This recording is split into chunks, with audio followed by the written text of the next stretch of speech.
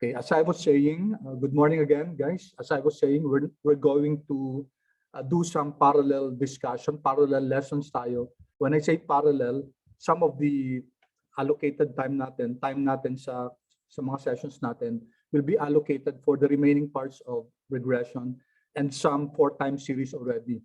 So we're going to start with that today. We're going to discuss some topics related to regression, and we're going to start already an introduction to time series. Okay, that way guys, I'm afraid guys na pag yung inallocate natin yung some more parts sessions sa regression, baka makulangan na tayo sa time series. So ang gagawin natin, parallel discussion. Okay, so for today there are still some topics, reality check that we haven't discussed sa regression. For example, mga issues sa regression sa modeling. Like yung, as I said, yung pag-scale ng mga variables, and also, let's say, standardized values, also mga quadratics, polynomials, and also, ano pa ba? Yung interaction. Yung interaction, medyo mahaba-habang discussion. So, what we're going to do is partly, di-discuss natin ibang topics sa regression, and then magsisimula tayo sa time series. And next session, ganun din, no? We're going to continue our discussion, yung mga remaining topics ng regression like interaction, siguro next meeting, plus some, of course, yung ano pa pala, yung diagnostics, hindi pa natin natatapos yun. And plus some special topics na sa regression like other types of regression, quantile regression, yung other types of regression like ano pa ba yung mga special types. I just forgot the name, no? And then plus we will move through with the time series analysis. Okay, so as I requested you guys, kindly open a blank R Markdown file. Okay, this is a blank R Markdown file. Tanggalin nyo na lang yung sa notes dun sa R Markdown. Okay, so today we're going to discuss some, let's say, let me call it, notice guys, parang from now on guys, madalang na ako magbibigay ng mga files sa inyo. No? Siguro pag may file man, may mga notes lang doon, tapos tayo gagawa ng code kasi I find it better as far as learning is concerned na tayo yung maggagawa ng code natin. Dati kasi, initially, I would give the code, tapos we will just run it. But for starting now, guys, I might give some codes, but most of it are empty. So tayo susulat nun. Okay, so our main topic for today is, discuss lang natin yung scaling, standardization, tapos maybe ano kaya, siguro mag-quadratic tayo, a little bit of quadratic and polynomials, and a certain, siguro mag-ANOVA tayo ng konti, no? And then we go to time series. Yung the rest of the topics sa regression, guys, we're going to do that again next time kasi gusto ko na talagang simulan yung time series kasi mas nakakatakot na makulangan tayo ng time sa time series kasi mas marami ding research papers ang ginagamit time series, and there are a lot of topics that we have to discuss there. maraming modeling sa time series like GARCH, yung vector autoregression, yung mga special topics na yan. All right. So for today, let's first load some packages. Gagamitin natin yung package na dinevelop ni Wooldridge. Wooldridge is an author ng econometrics, no? Well-known textbook yung ginagamit sa mga universities. So he developed a package where he shared some functionalities lang, pero ang sinare doon yung mga datasets. So let's Control Alt I. Let's create this chunk. And then, na-install ko na to, pero malamang sa inyo guys, hindi nyo pa na-install. So kindly install the packages. So linagyan ko lang ng comment. Okay, let's see. Ang i-install natin let's install this also para malaman natin mga packages. and then si Wooldridge. Okay. Ano pang package ang I think yung isa guys, sige, install niyo na rin to. Pero gagamitin pa natin to sa sa interaction e-means. E-means. Okay. So I think that's all. Those are the 3 packages that we need to install. And then since na-install ko na siya, i-require ko na lang siya. For you guys, pag natapos yung i-install, paki-require na lang. Library, Wooldridge, and library e-means. Although as I said guys, e-means sa next meeting na natin gagamitin kasi ginagamit siya for interaction. Okay, I'll give you a few seconds guys to install and load, and once you're done guys, kindly inform me.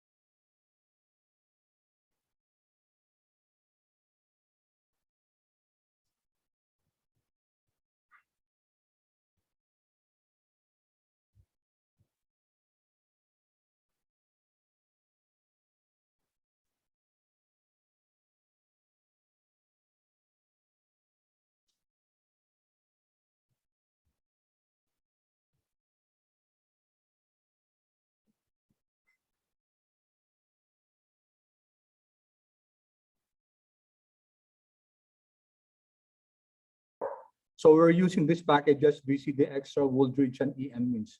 Okay, so Payus, may error yung ano mo? Not found yung e-means, sir. Sige nga, stop share ko, tapos ano mo nga, ikaw mag-share ng screen. Sige, sir. Not found. Okay. E-means. Wait lang po.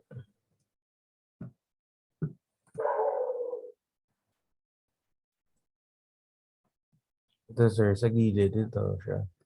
Walang ano. Dapat double M. Double M siya to, sir. Tapos dapat may quotes. It's may C. Double M. Okay, sir. And may quote. Okay, sir. Okay, sir. Sige, gawin mo. Sige, shift arrow up. Yung arrow up mo. Para lumabas ulit yung code na yan. Sige pa, isa pa. Arrow up. Yan, okay. So lagyan mo ng quotes yung e-means. Ayun. Yan, sige. Run mo siya. Yan, okay na yan. Okay, good. Okay, thank you. Ayos for the question. Thank you. Okay, sir. I'll stop sharing. Sige, thank you. Share screen ulit ako.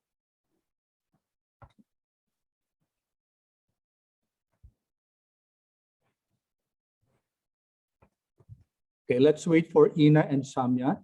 Ina and Samya, once you have loaded the package and the packages and require it via the library or require function, paki-inform na lang kasi gagamitin natin tong especially yung Wooldridge, no? Kasi diyan manggagaling yung mga datasets natin. I'm done na, sir. Done na, okay. Thank you. I'm done na rin po, sir. Okay, good. Thank you, Ina. Thank you, Samya. All right, since all of you have loaded the packages, okay, first let's it's always a good practice guys to know what these packages are. So Tingnan na lang natin si Wooldridge. So I'm just going to use the help function dito sa console na lang. No? Si Wooldridge. Let's see what this package contains. Always guys, pag may bagong pag may bago kayong package na a good practice is always either hanapin niyo sa sakran, no? Yung tutor, yung documentation, and then navigate through the PDF documentation para alam nyo. Of course, some packages are not all packages are created equal. Some packages are really very much used as regards econometrics or yung sa subject natin ng regression and time series. Okay, walang nakita. So minsan isang question mark lang, minsan dalawa. Pag packages minsan dalawa eh. So let me see kung isa lang.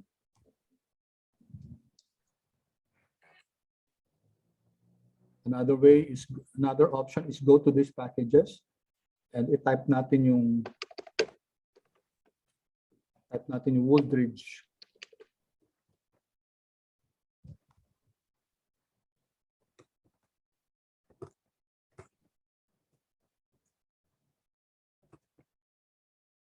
Run pa siya.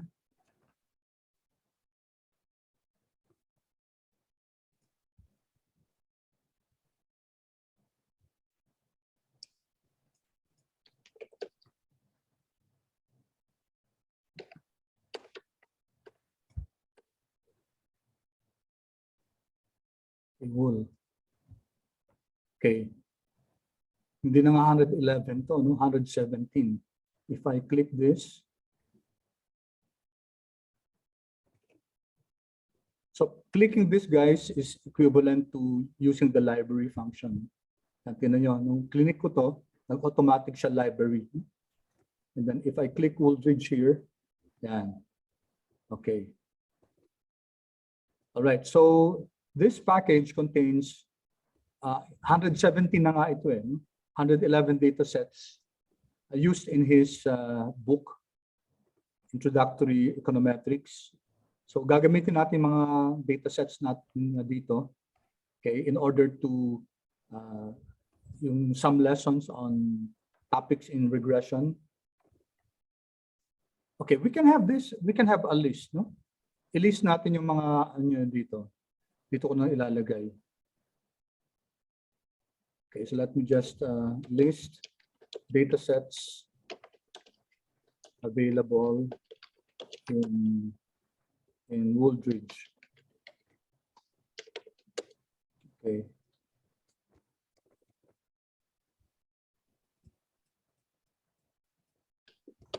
Natin we're going to use merong function sa VCD extra. Okay, kaya natin linode to. No? I'm using that kasi may iba sa base R, meron yatang merong datasets yata sa ibang function, no? Sa ibang package. So I'm using the datasets function, kaya natin linode si VCD extra para makuha natin yung package is equal to Wooldridge. Okay, so what are we doing here? We're asking VCD extra to list to us the datasets that come with the package Wooldridge. Although nakita na naman natin, no? But just for just to list it down.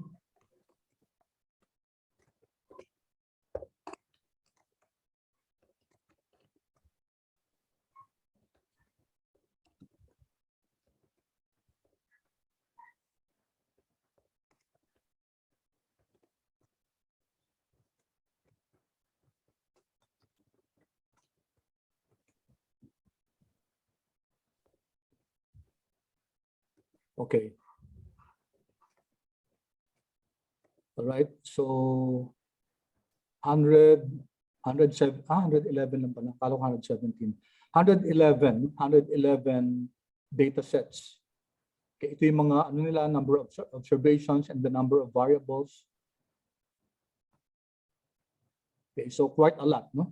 We're going to use some of them today in our lessons on scaling, standardization, quadratic, or some polynomials, and ANOVA. And then, hindi ko sinama pa yung interaction dito, as I said a while ago. We're going to discuss that next meeting kasi magpa-parallel discussion tayo ng time series na. Okay, so knowing that, guys, there are some, we will be using some data sets here. For example, itong birth weight, okay, 14 variables siya, 1, 3, 4, 8, 8. Tapos, yung housing prices, gagamitin din natin ngayon. Each price, either 1 or 2. Okay.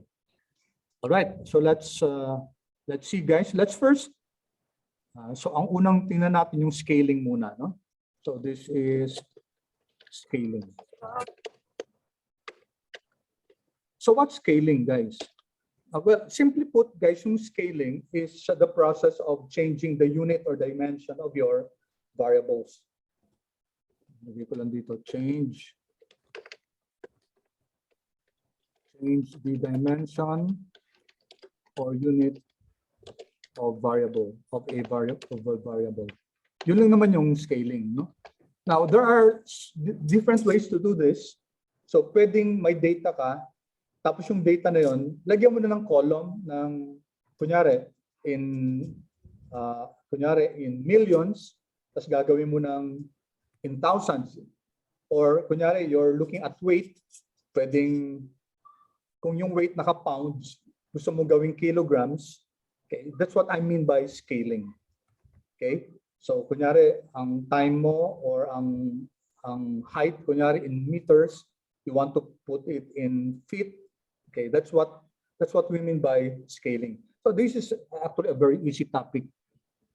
Simple lang naman, pero tingnan natin ang, let's see how we are going to do it directly dun sa regression.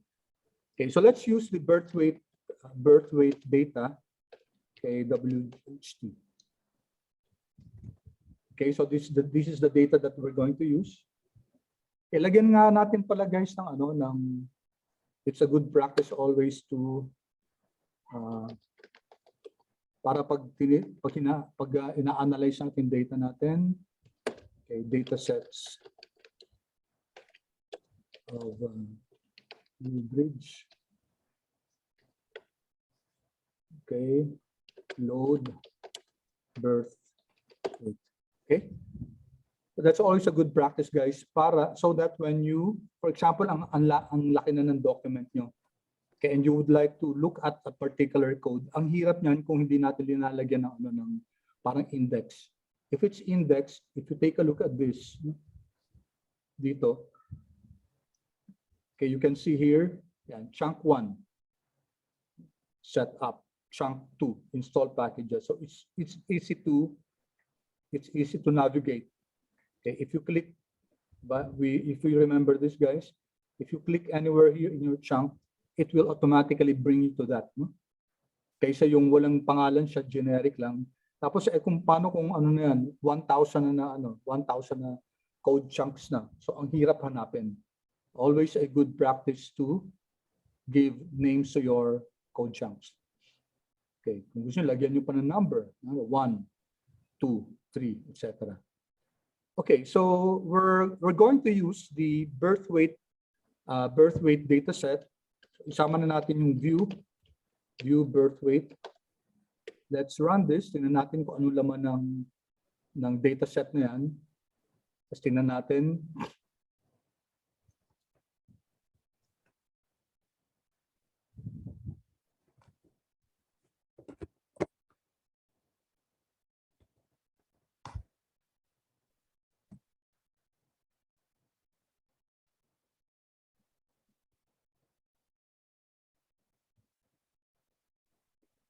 Okay, so we have 1, 2, 3, 4, 5, 6, 7, 8, 9, 10, 11, 12, 13, 14 variables, and we have 1,388 observations. So let's try to take a look at the variables. Family income, cigarette tax, cigarette price, birth weight, father education, mother education, parity, male, white, cigarettes. Okay, so we don't know what this means, pero ang kagandahan guys sa mga packages where we get our data, pwede nating, so andito sa help, no? So let me click birth weight here. Or you can type question mark and then birth weight. So here, let me click this. Let's see kung yan, mabibigay siya ng information. So this is what we call your metadata. Metadata is data about the data. So birth weight coming from the Wooldridge package. Okay, so this comes from a study, 1997 by Mulahai, Instrumental Variable Estimation of Count Data Models, Applications of Models of Cigarette Smoking Behavior. Nasa Economics and Statistics Review, no? Journal. Okay, so shinare to ni Professor Mulahai, and then which was used by Wooldridge sa kanyang book. And then ito yung data, no? Family income, this is 1988 data pala to, no? 1988 data, family income, the figures are in thousands. So 13.5 thousand, that's 13,500. Cigarette tax in the state. All of these figures are 1988 data. Birth weight, so this is in ounces. Yung birth weight is in ounces. Father education, number of years of education, mother also. Parity, birth order of the child. So yung pala yung parity, no? Kung pang-una, pangalawa, pangatlo. And then male is equal to 1 if male child. So this is a categorical variable. Factor siya, no? White is equal to 1 kung white siya. And then cigarettes. Cigarettes is the number of cigarettes smoked per day while pregnant. So number of sticks to, no? Number of sticks. Tingnan nga natin guys kung kung gawin natin table. Table ng birth weight. And then dollar. Okay. And then cigarettes. Yeah. So this will create a table.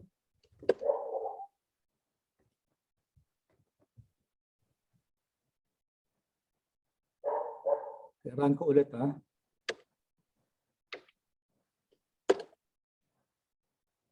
Dapat malaking space. Anyway,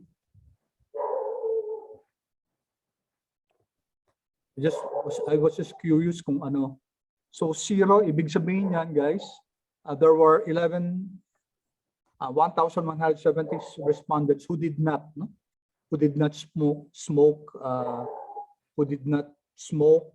cigarettes on a daily basis. No? Merong isa na 50. Wow. 50 cigarettes, 50 sticks of cigarettes per day during pregnancy. Okay, meron naman 5. So medyo dispersed yung but mostly guys, non-cigarette smoker. Okay. Okay, and then what else?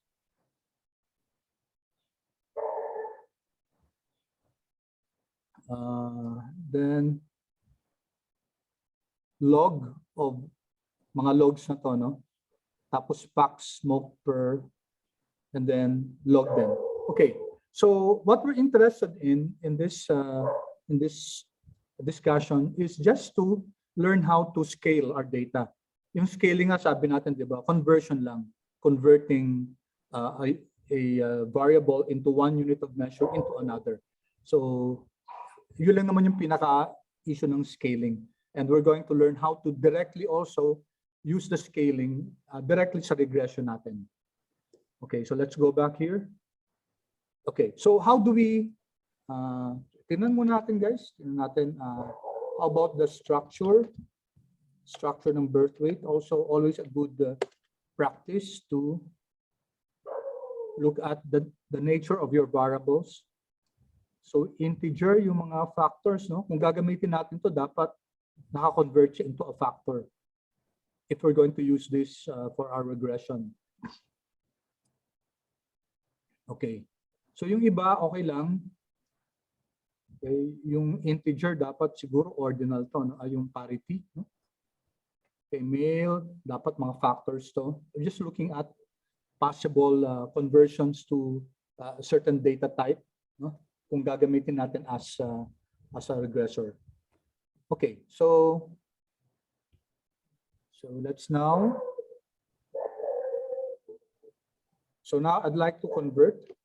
Kasi gagamitin natin guys we're going to use cigarettes, no? We'd like to regress. Gusto natin i-regress yung mga variables na to on birth weight. We'd like to know what factors affect birth weight. Nakaka-affect ba yung number of cigarettes that you smoke per day? Nakaka-affect ba yung price ng cigarette dun sa state na yun? Nakaka-affect ba yung family income? Okay, so this is just the study. Itong study na to, yun ang ginawa. No? So just convert. Gawin natin guys yung ounces na to, yung birth weight. Convert birth weight, which is in ounces. Convert natin to pounds. Okay. So there are several ways to do this. If we're going to use birth weight sa regression natin, tapos gusto natin in pounds yung data na yon. One way is to first convert our data into pounds and then saka natin i-regress. So that's one way. So let's insert here, Control Alt I. Okay, so how do we do that? Yung data natin, birth weight, di ba? Tapos, let's create another variable. Tawagin natin siyang birth weight, siguro in LB. No? Okay, birth weight underscore LB, which means that this is birth weight in pounds. Okay, so how do we create now this variable, birth weight, which is measured in pounds and not in ounces? Paano to, guys? It will simply be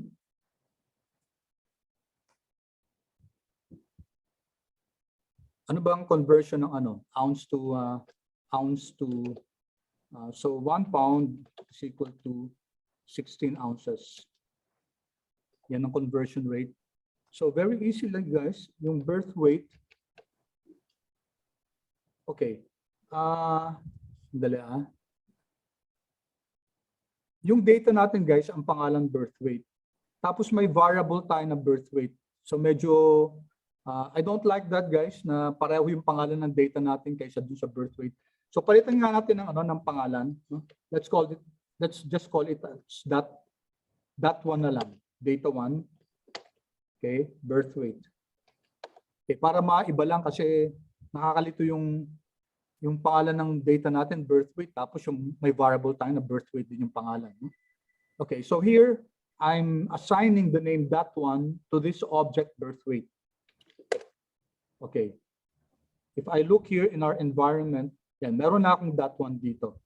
And that one is exactly the same as our birth weight. If I view this, so pareho lang siya. No? Ano yung purpose ko guys? Gusto ko lang baguhin yung pangalan ng birth weight na object. I just want to call it that one kasi nakakalito yung parehong birth weight. So this one, I'll replace this with that one. Okay. That one. And then yung birth weight na variable. And then we're going to divide it by 16. Okay, ganun lang, no? So here we're creating another variable called birth weight pounds. And it's equal to the birth weight variable in that one object divided by 16. Tapos i-view natin, view that one. Okay? So we're just creating a new variable called birth weight pounds. Adding it to, in-add natin siya sa that one object natin. And it's computed by dividing your birth weight by 16. Okay, may question ako guys. Paano natin gagawin to in such a way na hindi ko na babanggitin si that one? Do you recall guys how to do that? Kasi lagi kong, I keep on mentioning that one. Because if I don't mention that one, guys, yung data where birth weight is coming from, then mag-e-error yan. Okay, so tingnan natin ha. Tanggalin ko lang to, just for purposes of example. If I remove this, and then I just use birth weight underscore pounds is equal to birth weight divided by 16. If I run this, okay. Ano nangyari?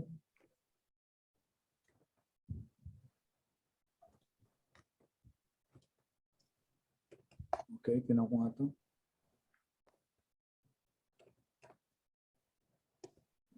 Okay, what happened?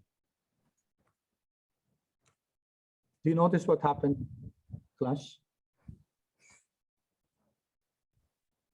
Okay, what I did was to remove yung that one. No? So birth weight pounds is equal to birth weight divided by 16. What do you notice happened? So nung in-access ko tong si birth weight pounds, ano nangyari? Did our data change? Guys, i-ano nyo ko, sabihin nyo ako I'm going too fast. Huh? Nagbago ba yung data natin? Any comments, guys? Flash ko ulit. So what's wrong with this? Itong code na to. Hindi yan yung intention natin. Nung rinan natin to, guys,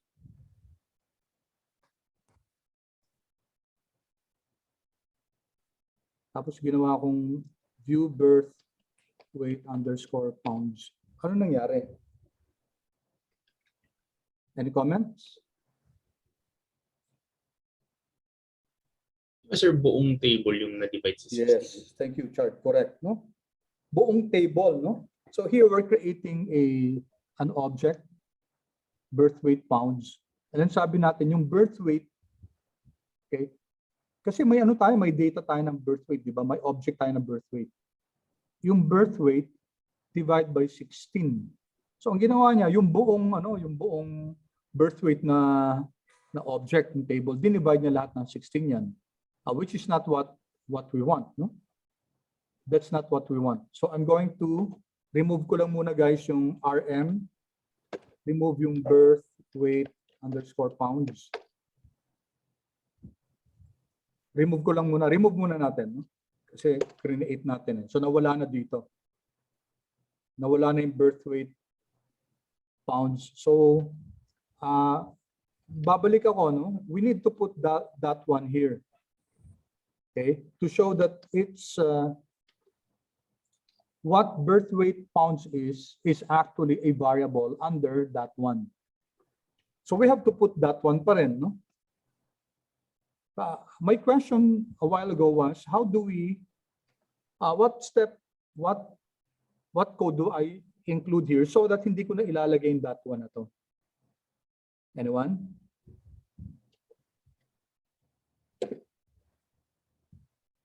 Anyone, guys? If you recall, di ba, mayroong function na attach.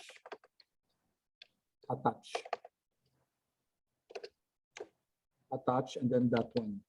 So this function, yung attach that one, will signal to R na lahat ng mga variables na tinitingnan natin fall under this dataset, that one. So pag nag-attach that one tayo, you don't need to identify na yung birth weight pounds will be under that one. Okay? Pati ito, hindi na kailangan to. Okay? So that's advantageous yan, guys, kung if you're working on a model, tapos dun sa model na yon, talagang iisa lang yung data na gagamitin nyo, isang data set lang. Like that one. You can do that, attach.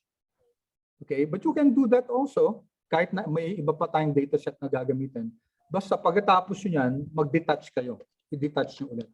Detach that one. Okay, so ganun yung process, guys, no? Attach so that yung mga succeeding codes doon, it signals to R na you're referring to just this data set, that one. And then after that, i-detach mo na siya. Para yung mga susunod, okay, you can now make use also of other data sets.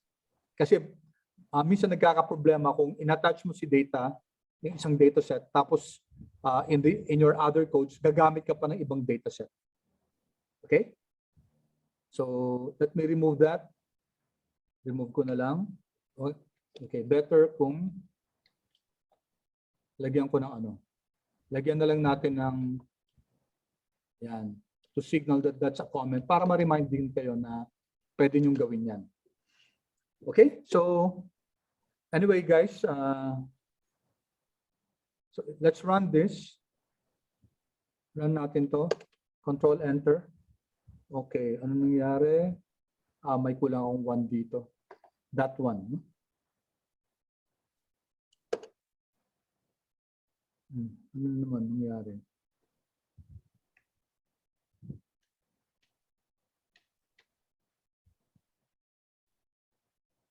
That one. Yung one, sir, after $sign. Ay, oo. Sorry. Thank you. Yeah. Yan. Control Enter. Okay. So we now have, guys, this that one natin. Note, ano nangyari? Mayroon na tayong panibagong column dito. Birth weight in pounds. Okay? Birth weight in pounds. So we can now make use of this, yung modified na, yung scaled na ano natin na birth weight, which we converted from ounces to pounds. So if we're going to regress, okay, simple lang muna, simple linear regression model. Okay, so let's call it mod 1. So si mod 1 natin is simply your linear model where we are birth weight in pounds. Okay, birth weight in pounds, and then let's regress it. Simple lang, no? Let's use cigarettes, no? Cigs data is equal to that one. Okay. Okay, napaka-simple example lang, guys. Summary, and then mod 1. Okay? So what we did was to use the variable that we introduced, the birth weight, that the underscore pounds, in order to regress the birth weight measured in pounds on cigarettes. No? So run natin to. Okay, this is just a very basic example. So here we can see that your predictors are, your predictor, kasi isa lang naman siya, cigarettes, is significant. No? Negative indicates that there's a negative relationship between your birth weight and your cigarettes. So ang ibig sabihin nito, for one additional 1 cigarette per day taken during pregnancy, the pounds, no, the birth weight in pounds decreases by 0.03 pounds. Okay, so ibig sabihin may negative effect yung cigarette smoking dun sa birth weight ng infant when the infant is born. Okay, so mababa lang yung R-squared niya, 2%, kasi ganyan talaga kapag simple linear regression, especially if the variable of interest, yung response variable natin, multifaceted, multifactor yung nakaka-affect sa kanya. So hindi kaya ng cigarettes lang, 2% lang tayong i-explain. Yan, no? 2% lang dun sa variability ni birth weight in pounds. But it's significant. Okay, so that's one way, guys. Now, what if is it possible also not to introduce this, kasi parang additional step pa to, kung ano na lang, kung convert in the regression model itself. Pwede ba yun? In other words, guys, we're not going to create this birth weight variable, but we'll just mod 1, I'll call it mod 1A, alt minus, okay, and then LM, and then birth weight divided by 16. Pwede ba yan? Regressed on 6.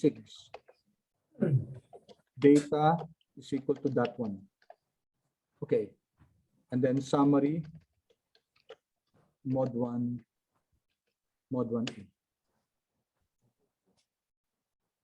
Okay, so if you take a look at this, guys, convert the ounces to pounds in the regression model itself. So dito, yung dependent variable natin, guys, LM ng birth weight divided by 16. Regressed on your cigarettes and data is equal to that one. Let's see if this will work. Yan. So what value did you get? Did you get the same answer, guys? Did you get the same regression output? Yes, sir. Yes. Okay. Everyone, guys? Pareho ba? Pareho tayo? Yes, sir.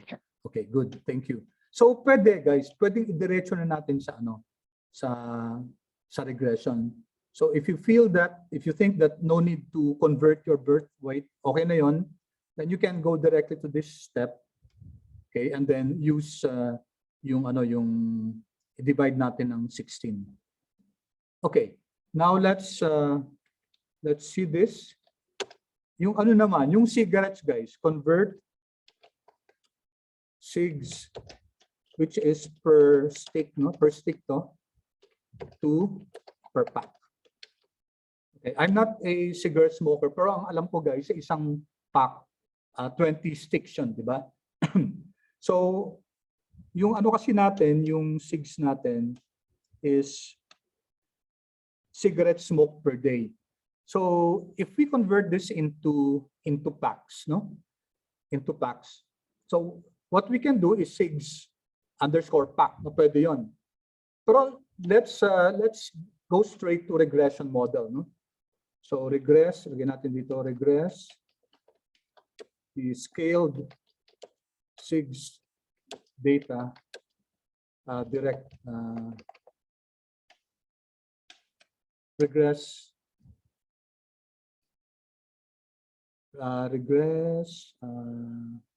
use the scaled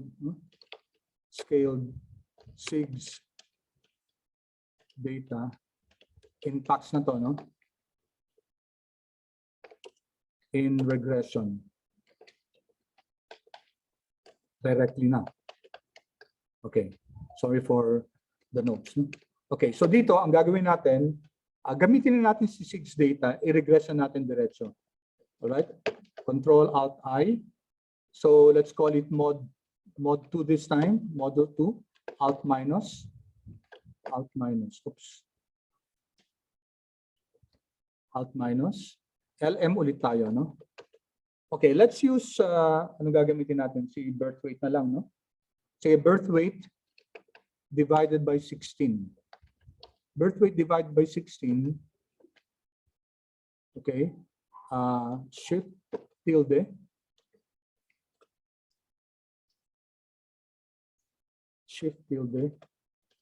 okay, then our cigs divided by 20, no? Kasi to convert the cigs into per pack, and then comma, data is equal to that one. And then summary, mod 2. Okay, please tell me, guys, what happens.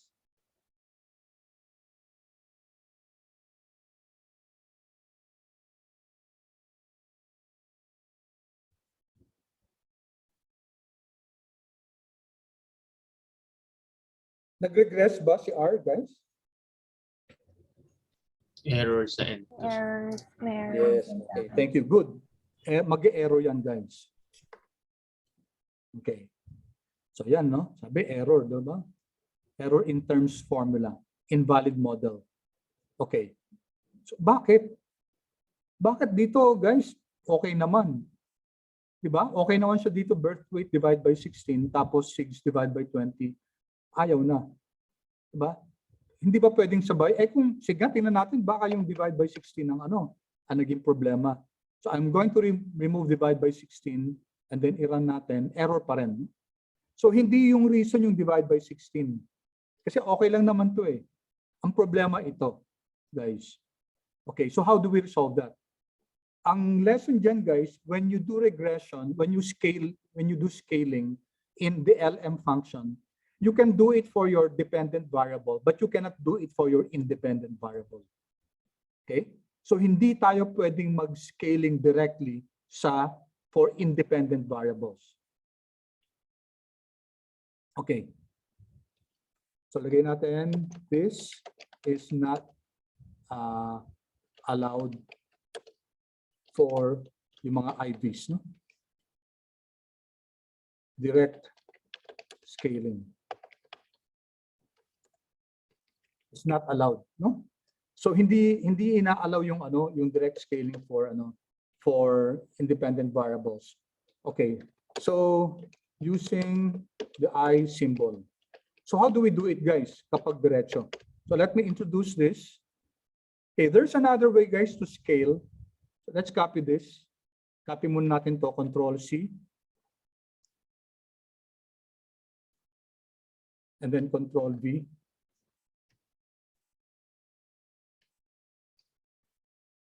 Okay.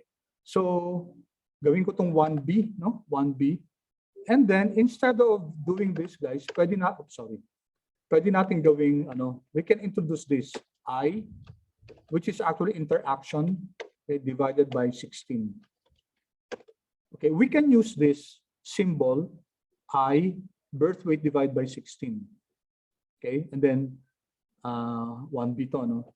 Ito yung kanina, no? Pinalitan ko lang yung dinagdagan ko lang ng I, yung birth weight divided by 16. Let's see if this will run. Okay, nag-run siya, no? Same result. So, what does this tell us, guys? Same result. If you want to do some scaling, you will have to use the interaction, the I symbol. Copy natin to, Control C, Control V. Okay, let's create this 1C. Ay, wait. 1B. Mali, dapat to. Sorry guys, inaano ko lang ha.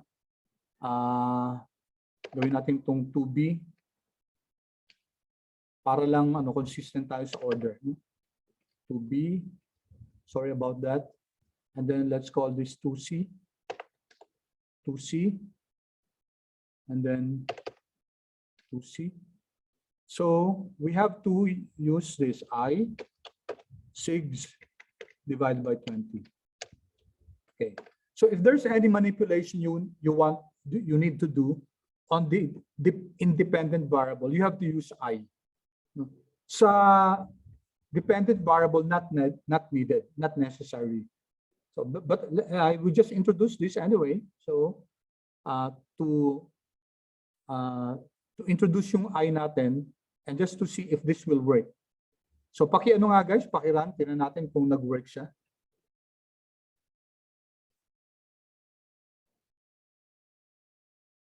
Did it work, guys? Yes, sir. Okay, so mag-work siya, guys, no? So how do you scale when you want to do regression directly using the scaled value? You just use this I, yung interaction na na function. Okay, if I run this, okay. All right, kita nyo, no? Ito yung natin. Ibig sabihin ito, naka-scale to. So this means that significant, guys, yung cigarette as a factor. Pero ngayon, maiiba na yung natin dito, di ba? Maiiba na yung reading natin. So, ibig sabihin nito, for every 1 pack increase in cigarettes per day, no? Smoke during pregnancy period, the birth weight in pounds decreases by 0.64, no? 0.664 pounds. So sa bawat increase ng isang pakete ng sigarilyo, okay, per day during pregnancy, bababa yung pounds ng bata, no, by 0.64 pounds. Okay, clear yung guys so far? Clear, sir. Okay, good. All right. So ang lesson natin dyan guys, yung pag-introduce ng ng scaling. Okay, so let's yun lang naman yung scaling, no? Ang gusto natin matutunan kung paano natin gagamitin yung pag may gusto tayong i-scale na variable dun mismo sa regression. So use I. Okay, next. Tingnan natin ngayon yung standardization. Okay, ano yung of course guys, you have met yung standardized figures, no? Pag sinabi natin standardized figures, you're just yung variable is converted from yung regular niya, yung unstandardized, into by subtracting the mean, no? By subtracting the mean and then dividing it by the standard deviation. That's what we mean by standardized, no? Standardization. Okay, so let's use another data. Okay, gamitin natin yung dito ba siya? Okay, wala na. Tingnan natin guys yung kanina sinabi ko, housing price. Housing price,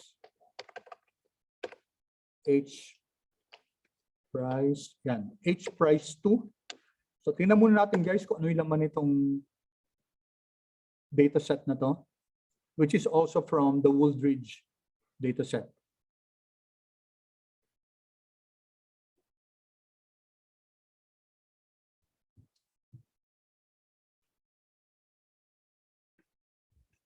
Okay. Housing price 2 from Wooldridge. Okay. Yung mga data na to guys, they were actually used in a research. No? This was used in a research by Harrison and Rubenfield, 1978. Hedonic housing prices and the demand for clean air. So ito kasi yung study na yan, tinitingnan niya kung nakaka-affect ba yung price ng bahay dun sa quality of air, dun sa area na yan. So let's take a look at the variables. Okay, it's a data frame with 506 observations and 12 variables. Yung price, this is the variable of interest. Median housing in dollars. Crime. This is crimes committed per capita. Okay, so pragmatically guys, alam natin na yung relationship ng price at saka crime will be negative, di ba? Kung mas mataas yung crime dun sa area na yon, syempre yung price, yung median pricing ng bahay bababa, no? Kasi people would of course tend to shy away from areas where the crime rate is very high. NOx, this is nitrogen oxide, no? Poison to, parts per 100 million. Okay, parang hindi naman ppm, no? pp 100m. Price per pphm, price per 100 million. Okay, so rooms, average number of rooms ng bahay. Distance, guys, is weighted distance to 5 employment centers. So I guess, guys, this is negatively correlated din, di ba? Ito, guys, by the way, yung NOx, ano kaya to? Negative or positively correlated with the price? Unmute nyo na lang, guys, sarili nyo. Tingnan muna natin yung malamang yung a priori nito, yung NOx, ano kaya? Negative or positive? Positive, sir. Positive. Pag tumaas yung NOx, tataas yung price. Ganun ba? Yes, sir. Pag tumaas yung poison dun sa air, tataas kaya yung price ng bahay? What do you think? Okay. Sorry. Kala ko, Negative. negative yun, sir. Negative. Kala ko Negative. space. Okay, sir. Yung space, dito muna tayo sa dito muna tayo sa NOx. No? Yung NOx, guys, negative yan, di ba? The higher the NOx, the lower will be the price. Yung rooms naman, positive. Tama? The higher the number of rooms, the higher will be the price. Distance, ano kaya to, guys? Distance to employment center. Negative yata. siguro, Negative, sir. ano? Malamang negative. So, syempre, pag malapit lang dun sa area of work, dun sa mga, let's say, yung center ng places of work, mas mataas yung price malamang. Tapos, yung radial din, access to radial highways, siguro no? The higher the access, the higher the price then. Property tax per $1,000. What do you think, guys? Positive, negative? Negative. Negative, no? Tapos itong average student-teacher ratio. Positive kaya to? Negative? Negative, sir. Negative. Oh, kasi ibig sabihin ng mataas na student-teacher ratio, mas konti lang yung teachers, di ba? Kaysa sa students. Alright. So kunyari yung mga universities na yun, masyado ng populated, no? Masyado ng maraming maraming mga students. So yung student-teacher ratio, mataas. Pag mataas yan guys, malamang ang pragmatically guys, yung price ng bahay bababa. Kasi hindi na siya magandang place for maybe for studying. And then perception of lower status. So ano to? Perception ng mga tao kung lower status. Kung mataas yung perception nila na lower status, what do you think will happen to the price? Baba. Bababa, no? Bababa. And then here mga log na lang to, no? So ito pareho lang naman sa sa hindi log na na relationship. Okay, so we're going to use this data. There are 506 observations. Okay, ang gagawin natin ngayon guys, standardize natin. So how do we standardize? Okay, i-view muna natin data H price 2. And then view natin H price 2. Let's access the data first. Let's run this. Oops, H price 2 not found. Bakit ba? Bakit? H. May R, sir. Ha? HR price. H. Sa view, sir. HR price. Ay, ito, sorry. Okay, thank you. Hi, sir. Kaya pala hindi niya ma-view. Pero, na-record na ba yung, andito na H price yan. Diyan na, no? Okay, so view na lang. Ano na naman nangyari? H price naman to. H price, yan. Okay. All right, so let's take a look at our data. Ito yung kanina, no? So 506 observations. Ito yung price, crime, knocks, rooms, etc. All right. So how do we convert? Kunyari, ko-convert natin, standardize natin si price. Sige, maglagay lang tayo dito, guys. Mag-standardize tayo ng price. So let's call it, for example, S. So S price.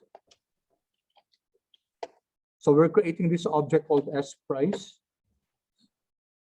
And then itong S price na to guys, how do we standardize this? Standardized price, no? It will be equal to ano guys? Okay, so ganito gawin natin, no? Para ma-practice yung attach muna natin si attach si H price 2. Para lang hindi natin gamitin yung yung H price 2. So once na-attach na natin siya, mag-create ako ngayon ng standardized price. This is an object, no? Alt minus. So I can directly use now the variables in H price. Pwede ko ng diretso. Hindi na ako maglalagay ng H price dollar kasi naka-attach na siya. No? Ibig sabihin, lahat ng variables na gagamitin ko sa next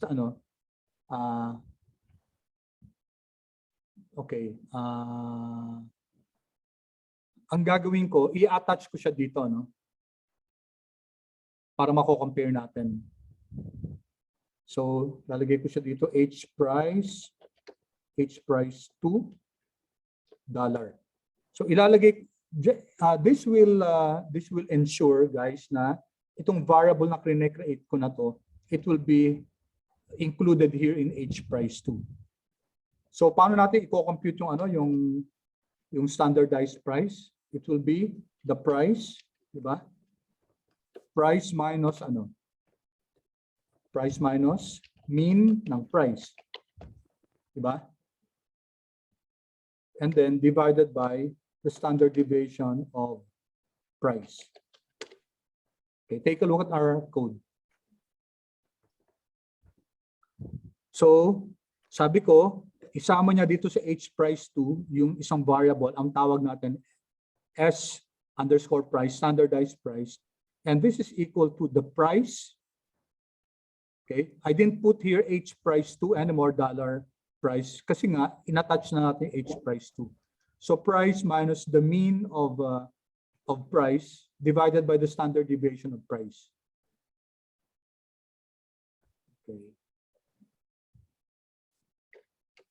Yan.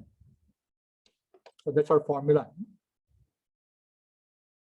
Okay, so I'm going to run this. Control Enter. Yan. Then let's see H price. Ano nangyari? So nagkaroon dito guys ng ano, ng variable na standardized price, no? Okay. Kung hindi ko guys linagay itong H price na to, ito. Okay, just to illustrate, no, para clear sa atin, Control C, Control V. Oops. Yeah. If I did not put this H price $2, what will happen is that magkakaroon ng isang object, no, na ang pangalan S_price. So if we run this, yan, and then view S_price, enter. Ayan, no? Ayan, isang object siya na S price. Kasi hindi ko siya in-attach dun sa sa object natin na H price 2. Okay, so I hope clear yung ano guys, ha? Clear yung I'm going to remove that kasi hindi ko naman siya kailangan. S price 2. Remove ko na lang, guys. Okay, so nawala na siya. Let me delete this also. Nawala na si S price dito sa ano natin sa environment. Wala na siya. Okay, so i-check na natin guys, just a random check. Itong 24,000. Okay, first, kunin muna natin yung mean. Mean ng price. So I can use price kasi naka-attach pa rin tayo sa ano sa H price 2. Mean niya is 2251 and then the standard deviation of price, okay, 92508. Okay, so if we're going to compute for the standard deviation of this, okay, so paano natin kukunin yan? So this is the price, no? Copy ko, Control C, Control V. Okay, so I'm going to subtract that to the, pwede ko isulat lang dito, mean ng price, okay, divided by the standard deviation of price. Yan, which is, ito kasi diba 22,511 yan. Okay, so what will this be? Control Enter. 0.1616368. Yun. Okay, tama. No? Okay, pause muna ako for you to follow. I'm sorry if I'm going too fast.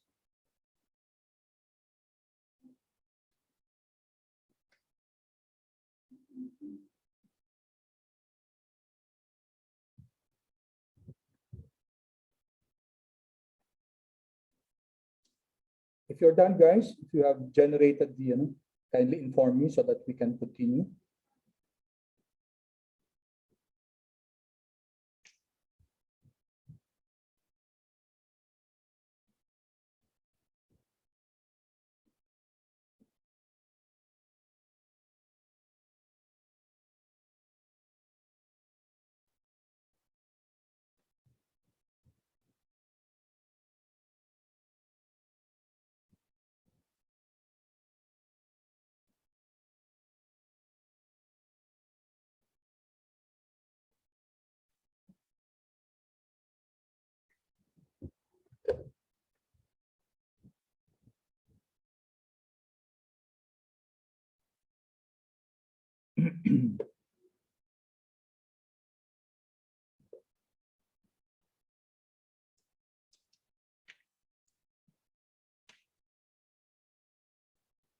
Okay na kayo?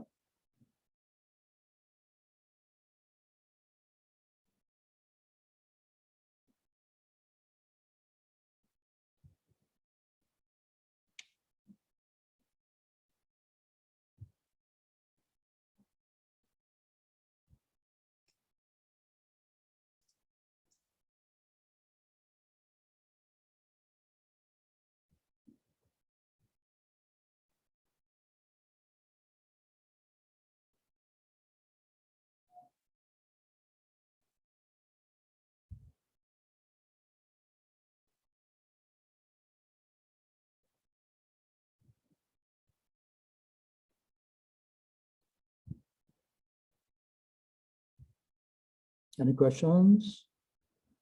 Any clarifications?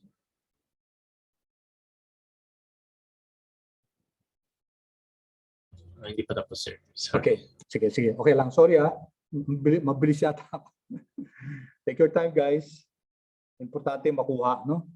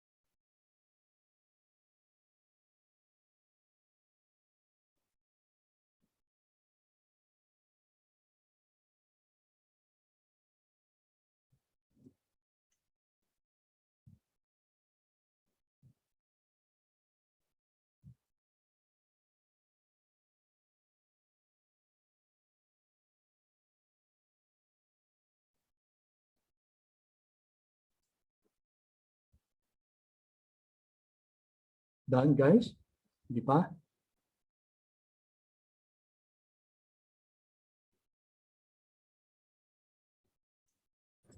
Okay na, sir.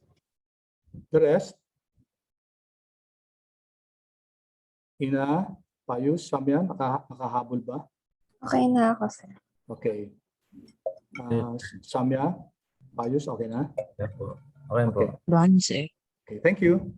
All right. So just a quick review of what we did, guys.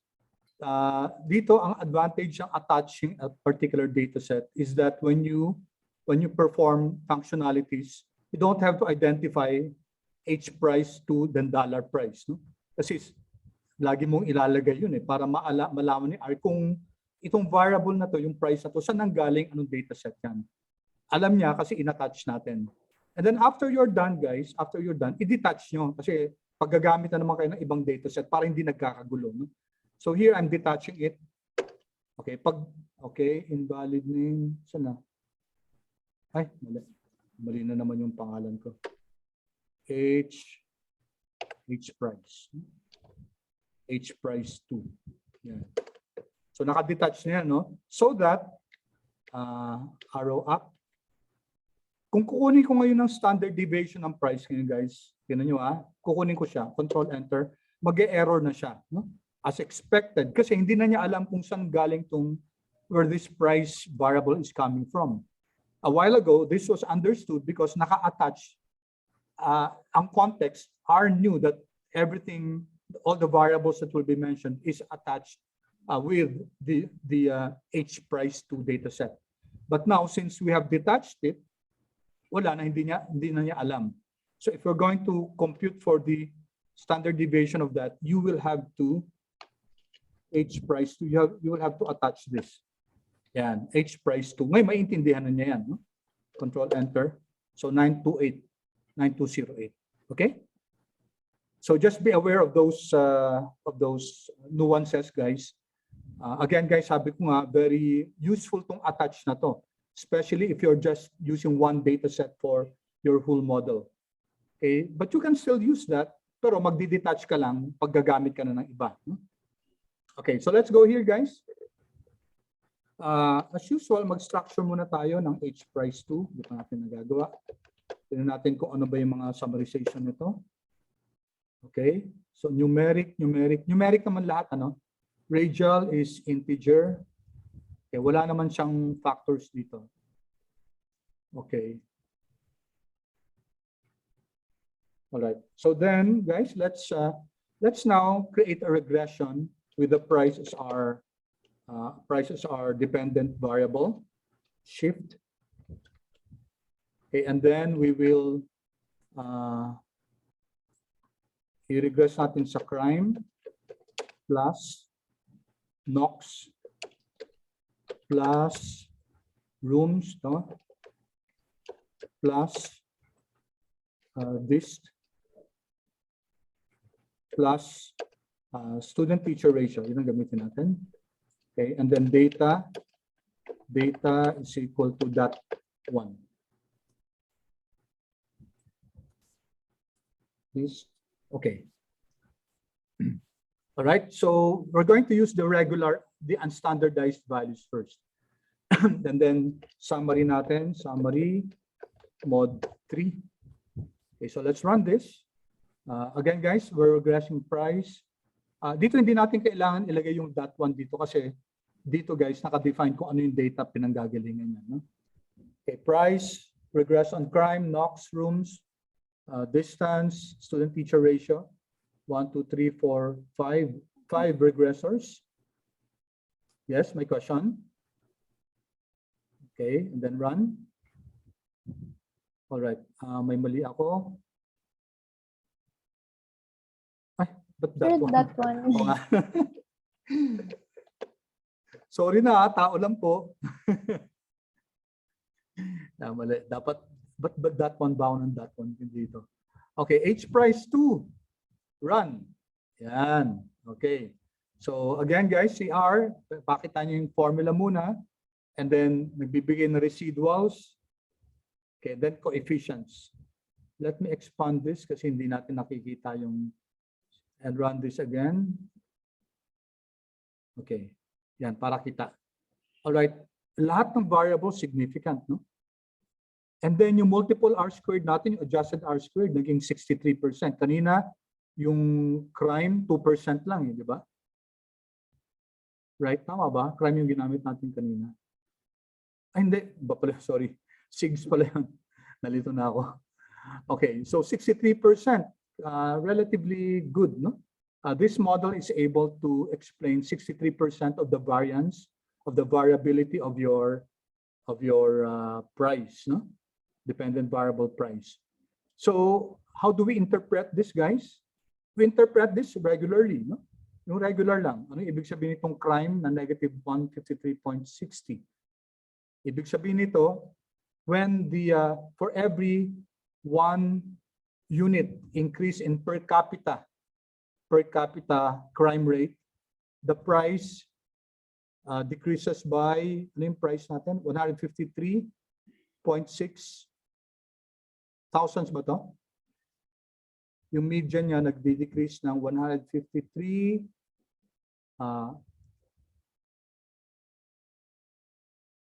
dollars lang, no? $153.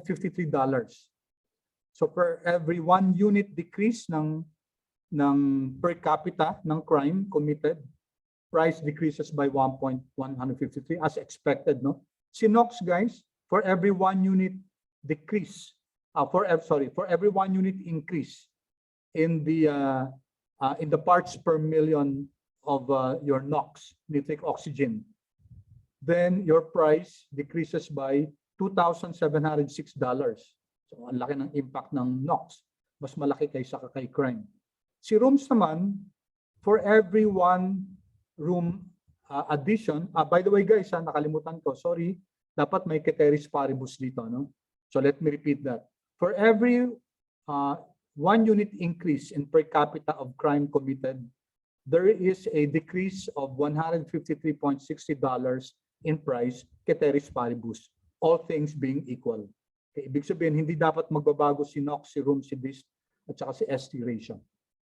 Ganun din kay NOx, for every 1 unit increase in the parts per million nitric oxygen concentration in the environment, there's a corresponding $2,706 decrease in price. So it seems that mas mataas, mas malaking impact ng ng NOx kaysa kay crime. Ganun din kay rooms, guys. Si rooms naman, for every 1 unit increase in room, there is a corresponding $6,734 increase in price, ceteris paribus.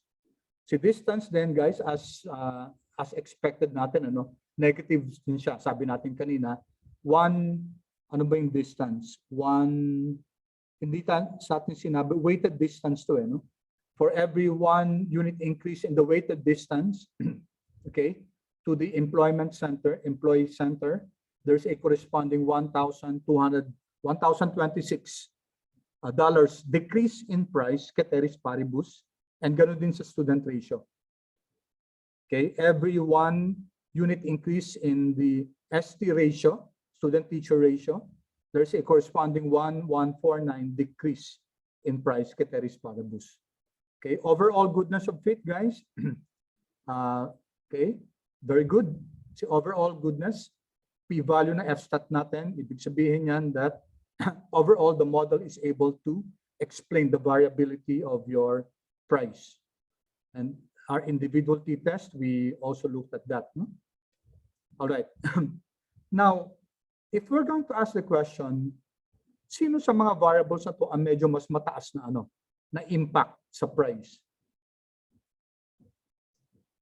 Offhand, sasabihin natin si rooms, no? Kasi si rooms, guys, 6,735 yung increase sa sa price. But we cannot do that. You know why? Kasi magkakaiba yung dimension nila. Diba? Si crime per capita yan. Si NOx per parts per 100 million. Si rooms, 1 unit. Si distance, weighted distance. Si student-teacher ratio, yung ratio ng student at teachers. So it's not right to say that rooms has a bigger impact, no? Bigger effect. Okay, when I say effect, guys, I'm not signifying causality, no? So ang regression, guys, hindi natin ini-establish yung causality dito. But effect, loosely speaking, in the sense that for every 1 unit of room, there's a corresponding 1 unit increase in room, there's a corresponding $6,735 increase in the price of the house. We cannot say that si rooms ang pinakamalaking effect. You know why? Kasi magkakaiba yung nila. Magkakaiba yung units nila, magkakaiba yung dimension nila. Buti sana kung magkakaparehong dimension yan. Okay, so how do we now address that question? Enter, guys, yung standardized. Okay, if we standardize these values, yung mga natin, dependent variable at saka yung mga regressors natin, then yung result niyan, guys, will be standardized values din. Ang tawag dun sa mga standardized coefficients na yan, it's called your beta coefficients. Let me just run that. Beta coefficients. Unfortunately, coefficients. Yung beta kasi ginagamit din as a term for B1, B2, B3. No? But strictly speaking, guys, yung beta na yan, those are your coefficients of your standardized values. Ngayon, pag standardized yan, yung mga values na ginagamit natin, then we can compare. Kasi, pag in-interpret natin yan, mawawala na yung units, di ba? Diba, kunyari, yung price, dollars minus dollars divided by dollars. So, anong nangyayari niyan, guys, hindi na in dollars yan. That's already in terms of standard deviation. So, standardizing your variables, guys, will result into standardized coefficients, which we call beta coefficients. And if the beta coefficients are, of course, they're standardized, then we can now compare. Kasi, lahat sila, ang basis na ngayon, one standard deviation increase in crime, one standard deviation increase in NOx, one standard deviation increase in distance, one standard deviation increase in ST ratio, etc. No? Lahat sila in terms of standard deviation na. Okay, so how do we now do standard deviation here? Standardize na natin. Standardize the variables na.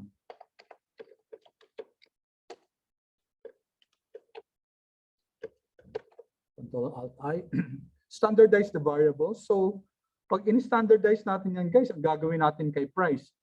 Price minus mean ng price divided by the standardized standard deviation of price. Ganun din si crime. Si NOx. Iisa-isay natin yan. Ang haba niyan. Ang haba niyan. Di ba? Tama ba, guys? Sige nga, gawin nga natin. So, ito. Copy natin to. Control C, Control V. So mod 3A to. So price. Okay. Di ba, gagawa tayo ng ano dyan, di ba? So dapat mag-I tayo, di ba? Price. And then minus mean ng price.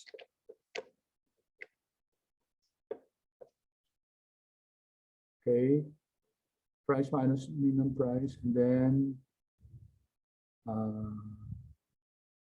yung ano yung so kailangan may ano dito, may open parenthesis para divided by SD ng price, and then close. All right. So, medyo guys, mabusisi yan, di ba? Kasi iisa-isi natin siya. Mag-a-I tayo bawat isa dito, di ba? We cannot just subtract the mean, di ba? So, mag-a-I din tayo dito, no? Mag-interaction tayo. So, this will become, magdodoble to. And then, crime minus mean ng crime.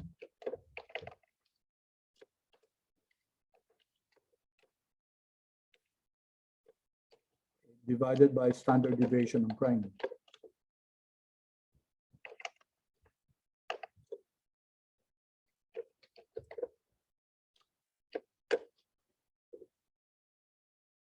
Okay.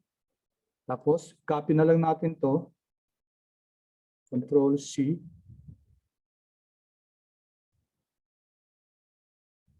Control V. Gawin natin tong Control F, crime, papalitan ko ng NOx, no? Para mas mabilis. Crime NOx. Okay, replace.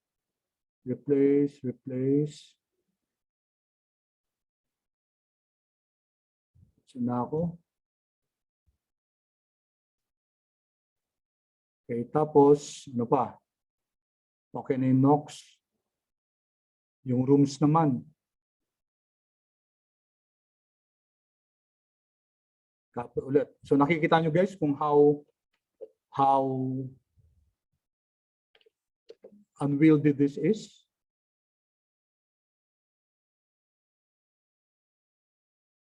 So yung NOx, Papalitan ko ng rooms.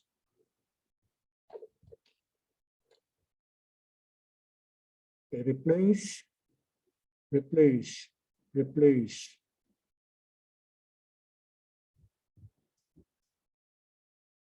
Okay na.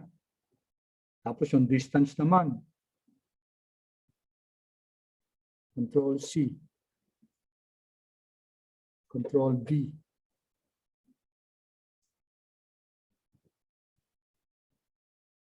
Ano nangyari? Crime, Knox, rooms. Ito. This, no?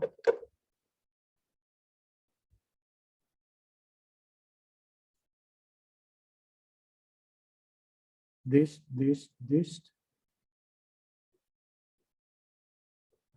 Tapos lastly dito, rooms. Itang ko ng ST ratio. Replace.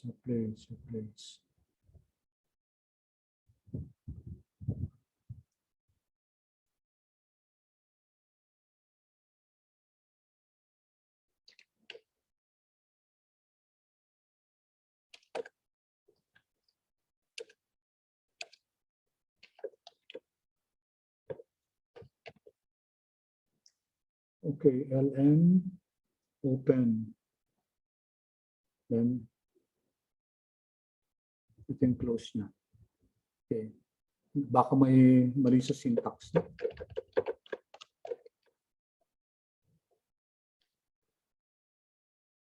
Okay, what will happen here, guys? No? Kasi, ang ginawa natin, si price, ginawa nating standardized. Dinegress natin si crime na standardized din. Si Knox na standardized, si rooms na standardized, si distance at saka si ST ratio standardized. So standardized lahat, data is equal to H price 2. Let's see if this will run. Run ko lang ha. Ayan.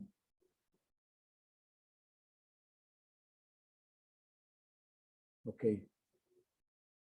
Yan, nag-run siya. So yung long cut, haba. Run ko ulit. Yan. Okay, so significant lahat, no? Yung mga standardized values, parang yung kanina, significant din.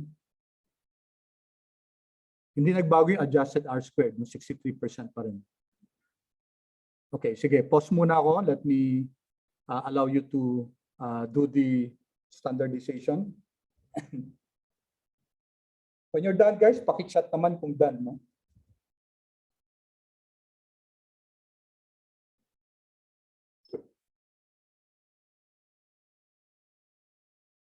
Okay, I shared in the chat box the code. Just copy that, guys. Kasi I'm sure alam niyo naman kung what this means. Yung I, kailangan natin gawin, no? As we mentioned a while ago, hindi magra-run yan, guys, kung hindi natin nilagay yung interaction na function.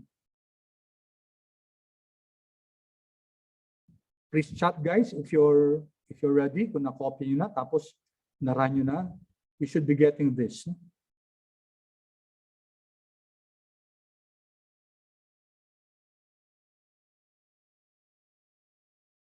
Okay, thank you. Chart, thank you. Samya. Okay, let's wait for Ina and Payus. Okay, thank you, Ina. Yeah, good. All right. So this is now what we call standardization. So ang ginawa natin, guys, we standardized yung dependent variable at saka lahat ng regressors natin. Ano yung objective? Kasi gusto natin, guys, ma-compare yung mga effect nila sa dependent variable natin, which we could not have done, guys, using the unstandardized values. Kasi kanina nung nag-unstandardized tayo, absolute value ni rooms mukhang malaki. But we cannot say that rooms has a higher effect on price kasi nga magkakaiba yung units nito. But when we standardize it, guys, we can now compare. Kasi when we interpret this, ano ibig sabihin nito?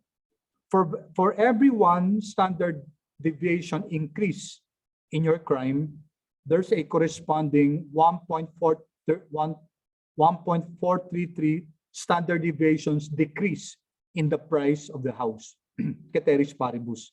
So lahat ng mga to guys, lahat ng mga to in terms of standard deviations. Okay? So you estimate na to, these are what we call your beta coefficients because these are standardized. Standardized yung mga regressors natin. Okay, so, and from the looks of it guys, si rooms nga, no, mukhang siya yung pinakamalaking effect. Isang standard deviation lang na increase ni rooms, mag-i-increase ng 5.14 standard deviations yung price kay ceteris paribus. So, medyo consistent siya dun sa unstandardized. Ano? Pero dito sigurado tayo na mas malaki yung impact ni rooms on the, mas malaking effect ni rooms on the price. Okay? Kasi pare-pareho na yung ano natin, yung pag-interpret ng mga regressors natin, all based on one standard deviation. Okay? And all of them are significant except for si intercept. No? Si intercept, guys, although sinasabi natin, pag nagmo-model tayo ng linear model, even if your intercept is not significant, sinasama pa rin natin yung intercept to predict, no, your dependent variable. Sinasama pa rin natin siya. But in this case, yung probability niya is 1. Tapos practically 0 siya. No? So this is 0.00000, etc. No? Then the 15 zeros and then 565. So this means, guys, that practically your intercept is equal to 0. Bakit ganon? Kasi pag sa standardized na regression, ang ginagawa, fino-force to na yung intercept becomes 0. Fino-force ng model ng software natin. So let's repeat this. Okay? Let's repeat this. And of course, guys, kung meron tayong 100 predictors, this will really become very unwieldy itong function na to. No? So buti na lang guys, merong may control alt I. Okay, dito pala. So I'll call this, anong model na ba tayo? 3A. I'll call it model 3B. Model 3B. Okay, actually pinahirapan ko lang kayo guys, no? Okay, LM. Kasi merong function guys sa R na scale. Okay. So scale ni price. Yung scale guys that will already standardize. Yun na yun. Kaysa nag-aan pa tayo, price minus mean. So this function, guys, tingnan natin ha. So let me just illustrate here. Okay. So let me create another object dun sa ano natin, H price 2. Okay. And then let me call it S price. No? Iba siya sa standardized price kanina. And then I'll just call it scale ng price. Let's see if it will generate the same ano.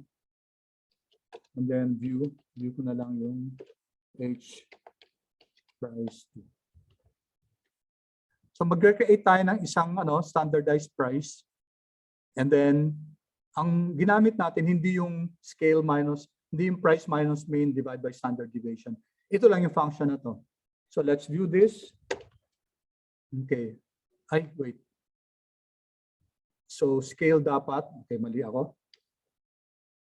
Okay, hindi kasi naka-attach, so dapat ito H price din. The variable is not attached.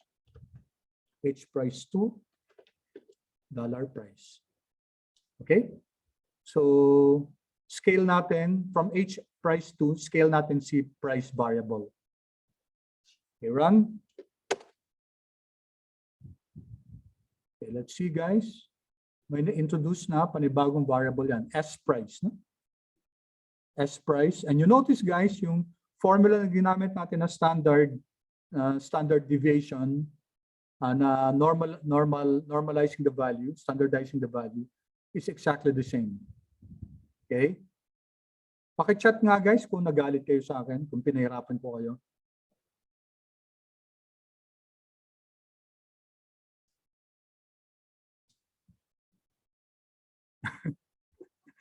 Thank you. Buti naman hindi ka nagalit. Si Richard lang hindi nagalit, yung tatlo galit. Oh, Ina, Samya, Bayos.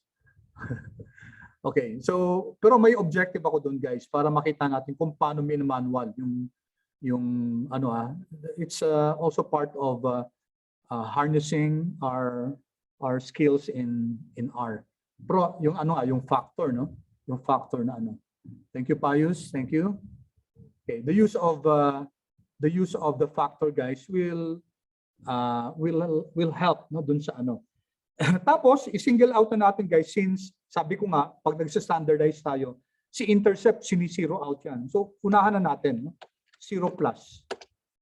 Okay? 0 plus and then scale natin. Scale si crime. Scale si crime ba yung nauna? Sundan na natin order dito, no? Okay. Crime, Knox, rooms. Okay, sige. Para pareho lang yung order. Crime. Okay, plus. Scale ni Knox. Plus. Scale ni, ano yun? Alimutan ko. Knox rooms. Plus scale of this.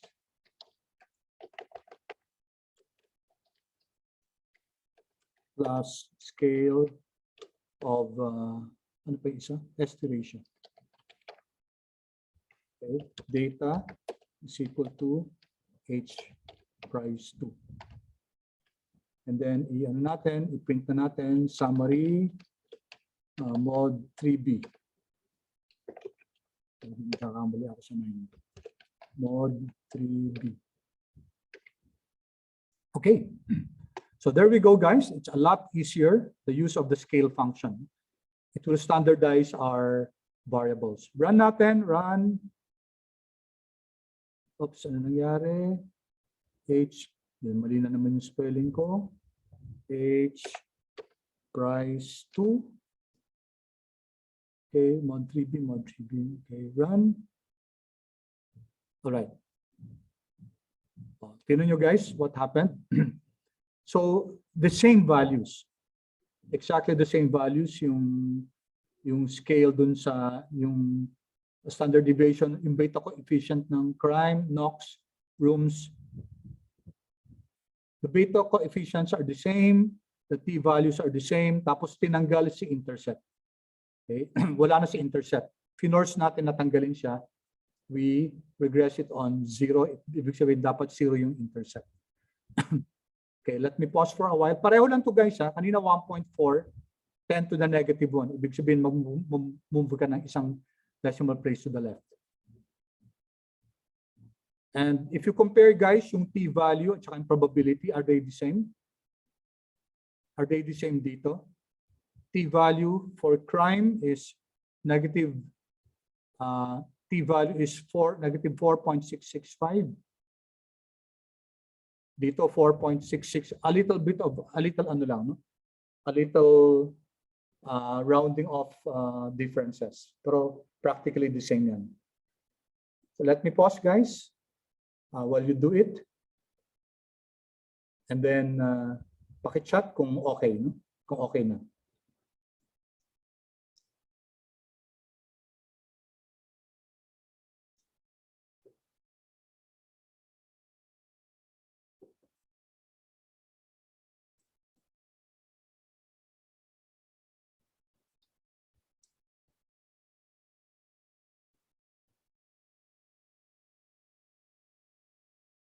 Okay, thank you, Ina. Thank you, Samya.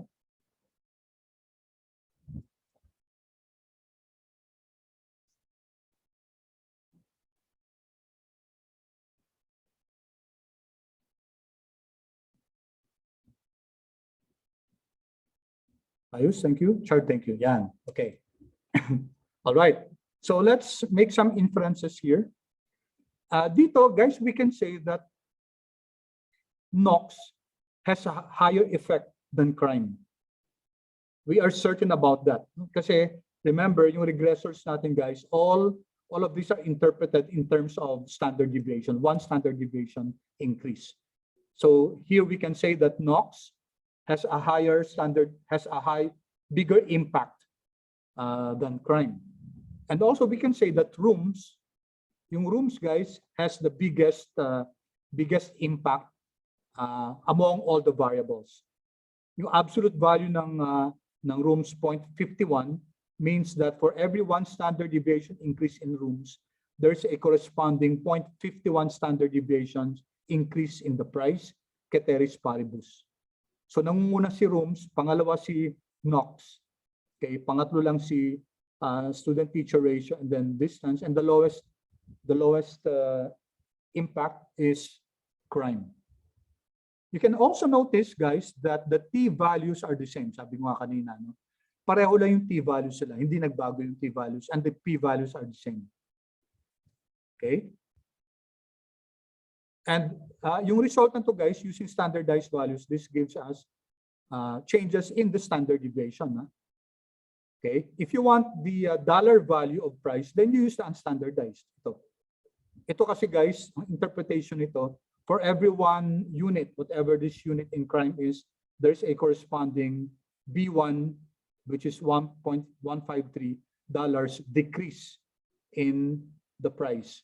So this one are in terms of dollar values, and we cannot, guys, we cannot conclude kung sino mas mataas na impact dyan. Kasi magkakaiba yung unit sila, magkakaiba yung dimension sila. If we want to compare, no, then we use yung standard deviations. We convert it to standardized values. That way, guys, we can determine kung okay siya or hindi, no? Okay, we can actually test that, guys, no? Using ANOVA. So maglagay tayo dito ng ANOVA. Dito, just to verify ANOVA tables. Kasi sa ANOVA, guys, sa analysis of variance, iba't ibang klaseng test ng ANOVA, guys, ha? Okay, hindi lang iisa yung ANOVA. Dito sa ANOVA, ang gagamitin natin is what we call the partial F test sa ANOVA na to. Tapos ang gagawin natin, gusto natin malaman, guys, we will statistically try to affirm or validate kung si rooms nga yung pinakamalaking effect dun sa price. So how do we do this? Gagamitin natin, guys, si ANOVA. Gagamit tayo ng ANOVA table. So meron na tayong model, di ba? Si model 3B natin. Okay, and then we're going to use there is a function in car, no? So i-install nyo nga to, guys. Kung hindi nyo pa na-install, paki-install yung car package. You can check here na lang. Kasi pwede nating gamitin si car package dun sa linear hypothesis natin. Okay, dito, pwede nyo, you know, guys, what to do, no? So, once you have installed it and recorded it, paki-chat na lang, guys, for me to know kung if I'll continue.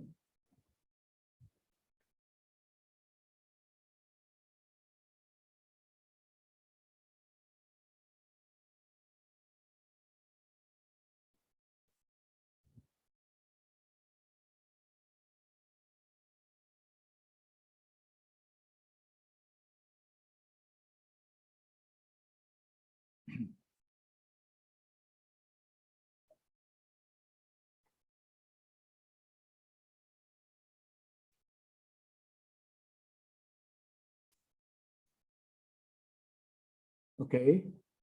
All right. Sino pa hindi tapos? Ayos. Si Sami, okay na. Okay, good. All right. Okay, but before we do this, guys, bago natin i-ANOVA, I'd just like us to compare muna, no? Kasi dito, just for purposes of illustration, ang pinakamaliit kasi na based on the standard deviations, ang pinakamaliit si crime. So let's just create a model, guys, na wala si crime. Tapos gagamitin natin si ANOVA para ma-compare kung mas maganda ba yung model na yon versus yung model na may crime. No? So backtrack lang tayo ng konti dito. Okay. Paano ko ba ilalagay dito yun? Saan? Model 3 tayo.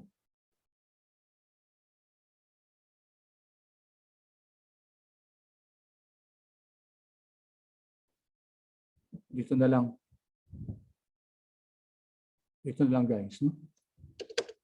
Tingnan lang natin guys, what if, although alam na natin yung sagot guys, no? Mas maganda talagang kasama si crime. Kasi statistically significant siya, di ba? At 0.001 nga eh. No? But just for purposes of illustration, I'm going to copy this.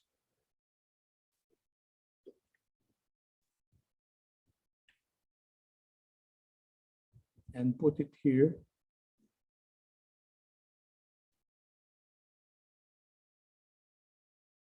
Sorry. Copy natin to guys, ito. Yung 3B natin, copy natin, Control C. I should have done this before 3B. Nakalimutan ko kasi. Control V. Okay. Regress muna without the crime variable. Dapat na una to guys, no? Sorry about that. So let's call it, may 3A na ba tayo? Mayroon tayong 3A. Ano na lang, 3B, model 3B.0 na lang. No? To indicate that they should come first before model 3B. .0. Okay, so let me remove ito. Okay. Pause muna ako guys. Do you get what I'm doing here? We should have done this first, no? Dapat ang ano muna, hindi natin sinama muna si crime. Kunyari, 1, 2, 3, 4 lang. Tapos sinama natin si crime. Tapos i-compare natin guys kung sino mas maganda sa model na yan. Just to illustrate ANOVA. Okay, so run ko to. Okay, so we can see here that the 61.68 yung adjusted R squared. Okay, significant naman lahat. So si rooms pa rin yung ano, yung pinakamataas na ano na may effect sa ano sa price, and then followed by NOx. Kanina dito ganun din, no? Si rooms tapos si NOx. Okay, so now that we have two models, 3B and 3B.0, pwede natin gamitin guys si ANOVA. Control I, mag-ANOVA tayo, ANOVA, to compare. Okay, so dalawa guys yung ano ANOVA stats at saka yung ANOVA na galing sa car. Magkaiba yan, no? Yung ANOVA na kay car, it calculates type 2 or type 3 analysis of variance. Okay, so medyo iba to kaysa dito sa ano to, no? So this ANOVA, yung small a, computes analysis of variance tables for one or more fitted model object. Okay, so ito guys, so mod 3.3b.0 as compared to mod 3b. So itong small a na ANOVA na to, which is from your stats package, para alam lang natin, no? Okay, it will compare yung model na 3b.0 at saka yung, okay, so ang null hypothesis nito is that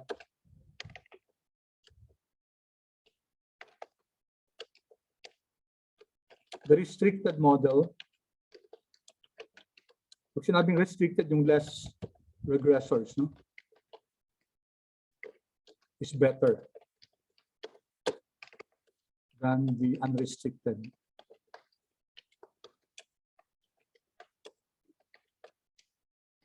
Okay, in this case, guys, si 3B.0 is the restricted.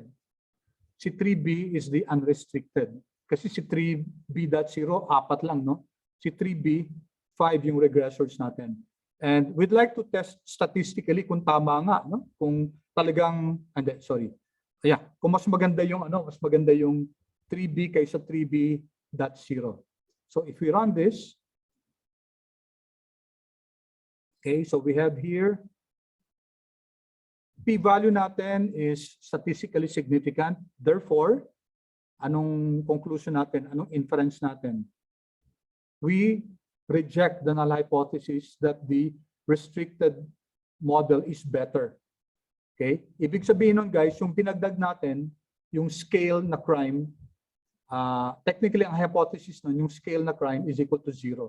So wala siyang effect. So, but it turns out that may effect yung yung scale na crime. Okay? So, actually, na-discuss natin to dati, no? But just to review. Okay, clear dito, guys. Nag-introduce tayo ng bagong model natin na 3B.0 where we remove yung wala na yung scale ng crime. Sa model 2 naman dito, kasama yung scale ng crime. And the null hypothesis is that the unrestricted model, yung mas konting variables, is better than the unrestricted. Or in other words, you can say it as the scale, yung beta coefficient ng scale crime is equal to 0. Ibig sabihin, walang epekto. Kahit idagdag natin, hindi naman siya makakatulong sa pag-explain ng scale price. So it turns out, guys, that we reject that null hypothesis. Okay, so mas maganda si model 3B. Mas maganda yung unrestricted, yung dinagdag natin si scale crime. Okay, now itong ANOVA tables na to, iba to, guys. No? Type 2 naman yung tinitingnan dito. So it's different from what we did a while ago. So ang ginagawa nitong ANOVA natin dito na capital A, no? So this is car ANOVA. Ito, we're trying to see if indeed rooms, kasi dun sa model 5 natin, di ba, sa model 3 natin, 3B, si rooms yung pinaka malaki yung influence, malaki yung impact sa price. So let's do this. Tingnan muna natin dito, guys. No? Car ANOVA. No? Yan. Let's just see the syntax.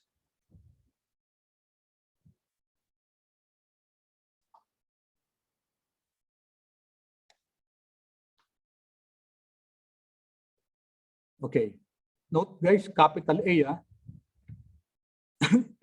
ito, calculates type 2 or type 3 analysis of variance tables for model objects produced by LM, GLM multinomial. Okay. Elmer, so marami siyang ginagawa, no? Okay, for linear models, F-tests are calculated.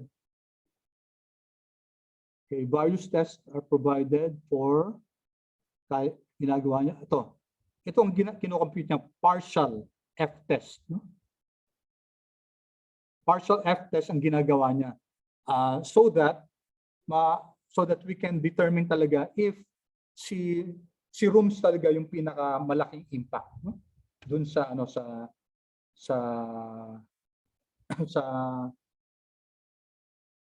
sa regression model natin. Okay?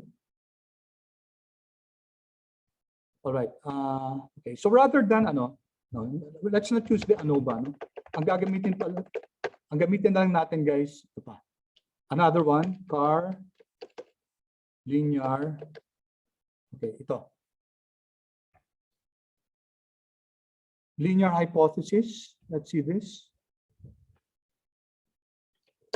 So what does the linear hypothesis give us? Generic function for testing a linear hypothesis. Okay, using iba't ibang methods.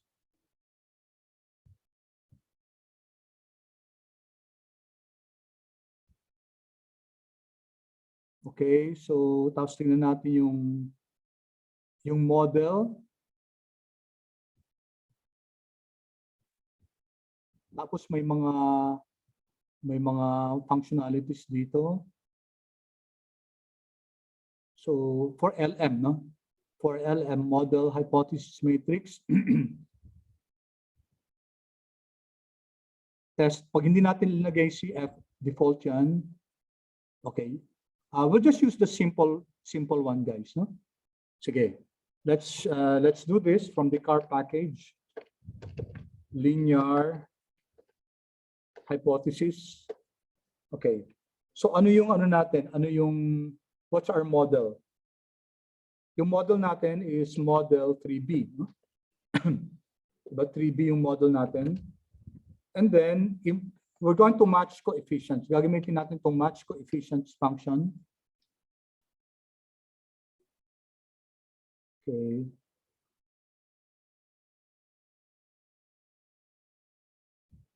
So may match coefficients dito.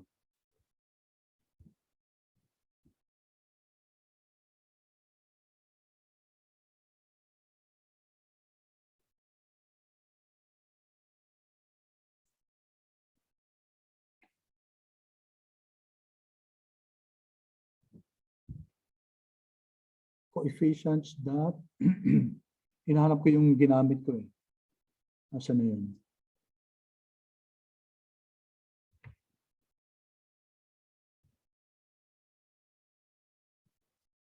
Okay, hindi lang. Okay, anyway, hindi ko makita siya guys, no? Okay, anyway, so match coefs, yan. Match coefs, testing a linear hypothesis. Okay, so this is used for testing. Tinetest natin linear hypothesis natin. So ano yung model natin? Our model is mod 3B. Okay. And then, comma. Ano yung variable na tinitingnan natin? Yung rooms. There. Okay, simple lang, no? So we're using the linear hypothesis ng mod 3B and then we're matching the coefficients, no?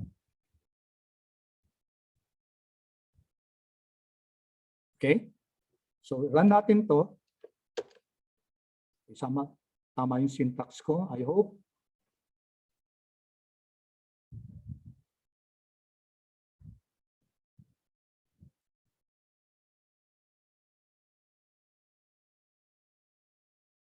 Okay, restricted.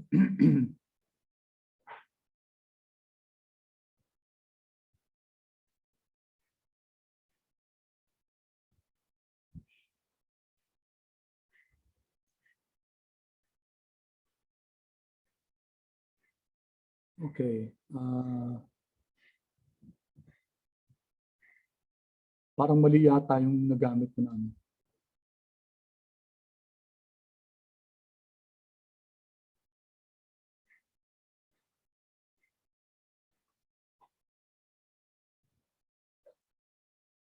Okay.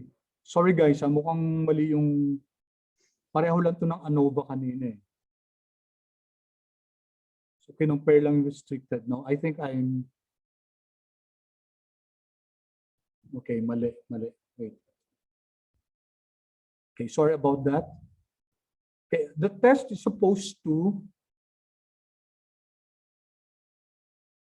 dapat gusto ko makita dito sa result yung yung effect ng bawat variable similar to this one guys.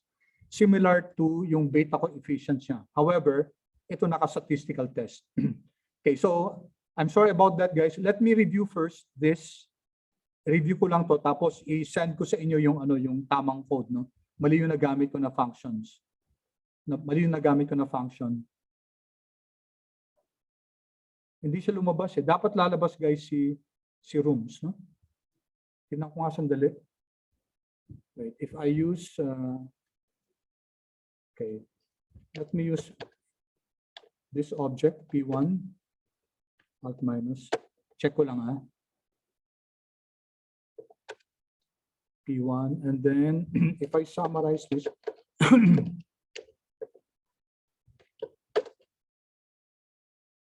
error siya. Hindi pa pwedeng gamitin dito. Si P1.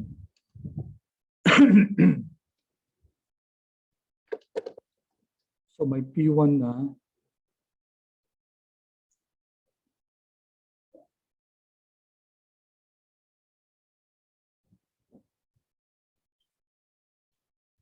Yun lang siya, no? Parang ano lang siya, ANOVA lang siya. So hindi. So sorry guys, wrong function yung ginamit ko.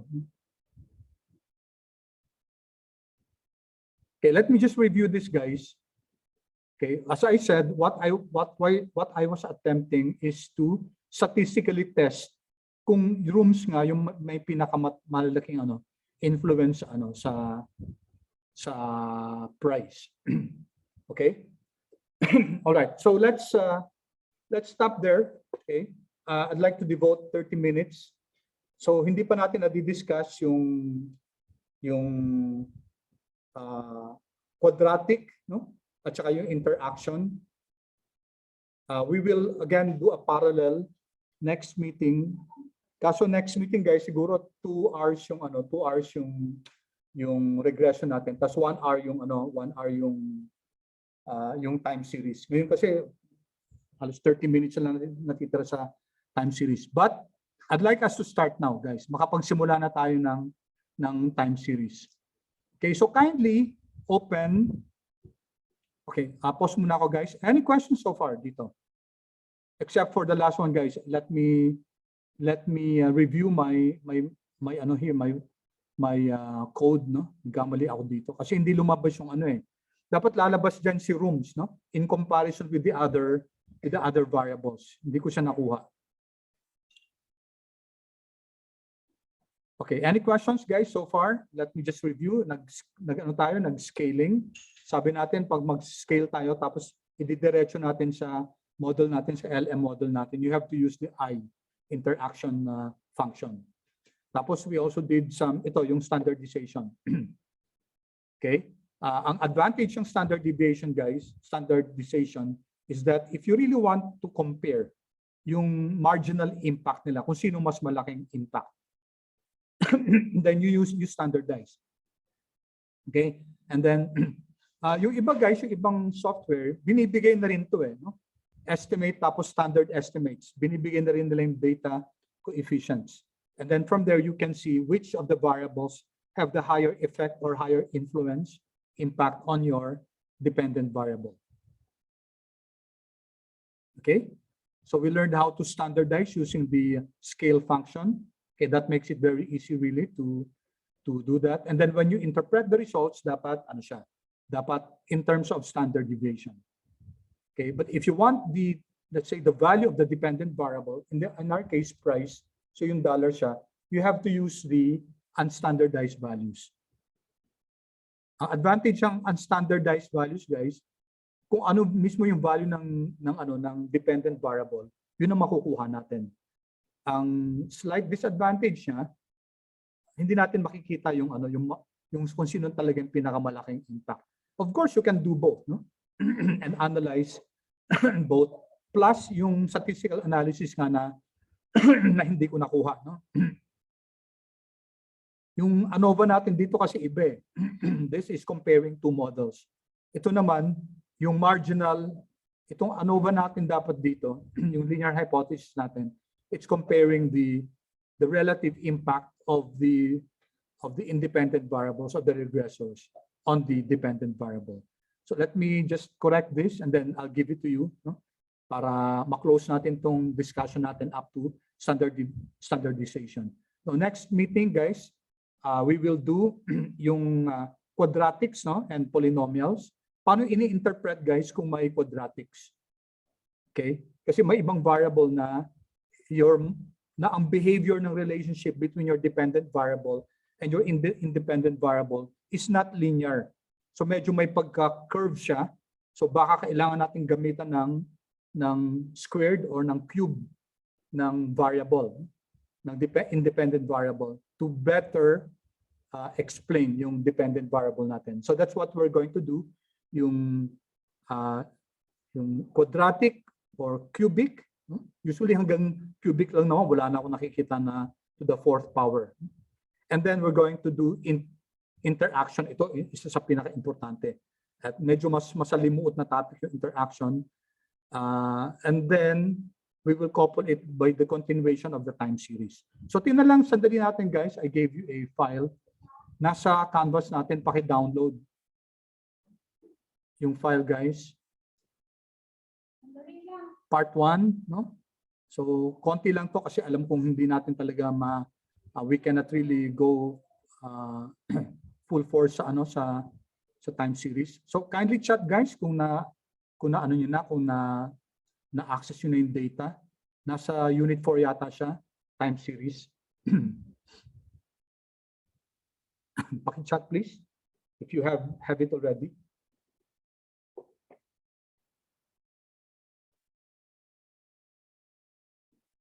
Okay, thank you. Now, actually guys, itong file na to mahaba to. No? Kaso, chinap ko na muna kasi I don't want you to be, what's the term for that? Overwhelmed by such a big file. So chinap ko muna yung first part muna. Now, I leave you guys to read through this, no? May binigay ako mga references. So this is for requirements of parameters for AR and moving average. Okay? Magandang yung stat.psu.edu, stat 510, online stat you can access this. And dito din sa Stack Overflow, how to write AR equation with seasonality and differencing. And then may mga ibang references din dito na doble yata ito, no? The home at saka yung Arima. Okay, so we're going to make use of these packages.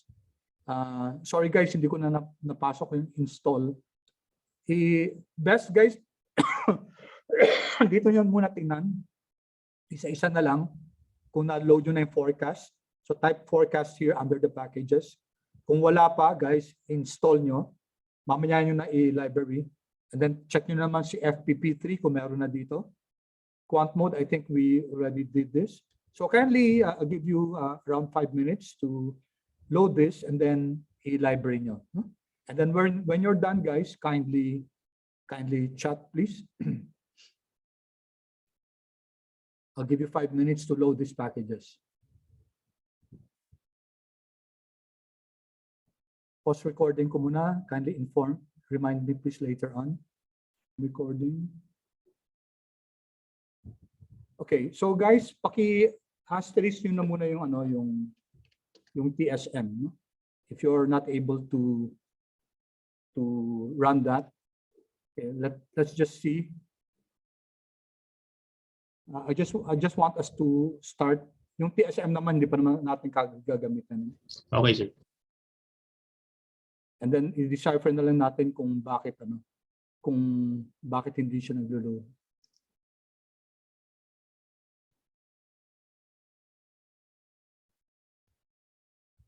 When you're done, guys, paki-chat kung na library na. We have a few minutes to at least start yung time series analysis natin.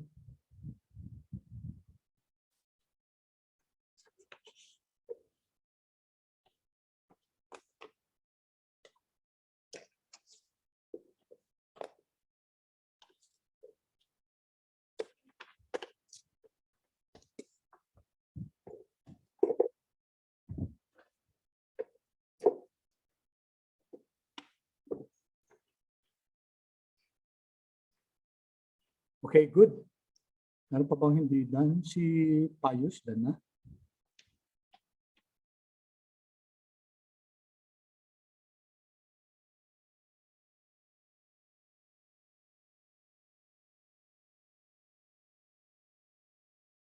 Payus, are you okay?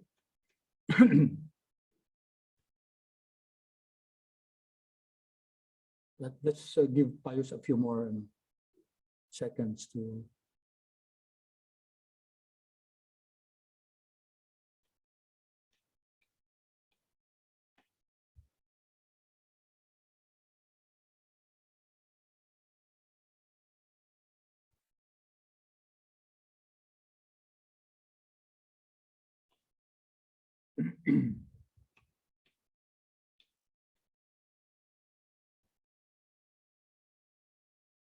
Habang nag-load si Payus ng packages, Introduction lang to guys, no?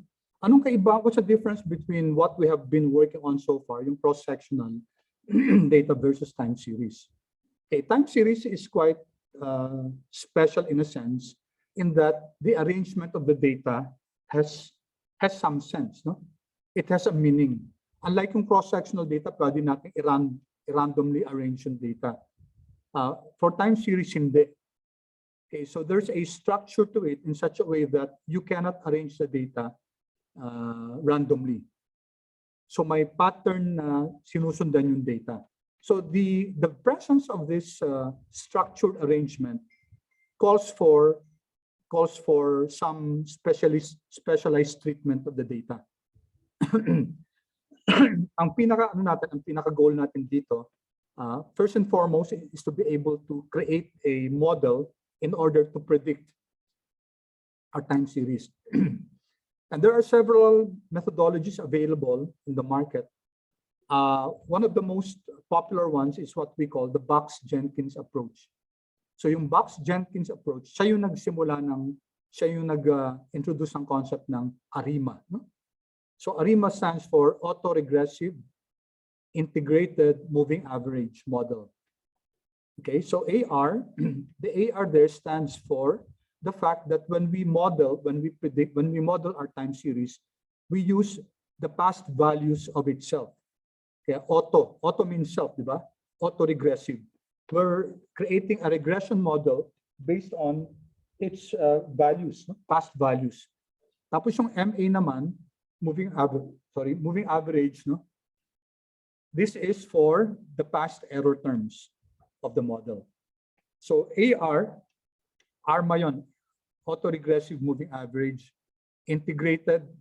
This stands for differencing the data, which I'll be discussing in a few minutes. No? So I dito means integrated. Now, guys, patanong lang, nung nag-start ba kayo, na-cover nyo ba to? Time series, yung ARIMA?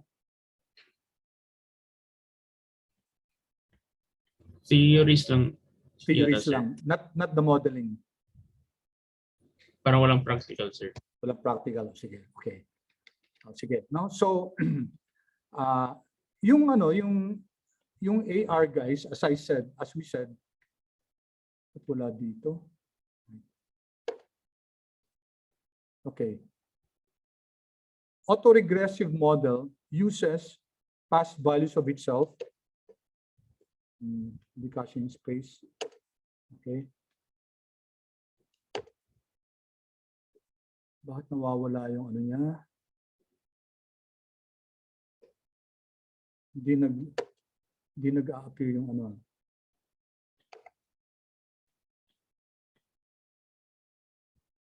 Dapat next line na to eh. Nag-a-appear ba yung equation sa inyo? Okay. All right. So when we model time series, we either use an AR process or an MA process. AR means autoregressive, where we use past values of itself, or MA process, where we use past errors of the model, or combination of AR and MA ARMA model.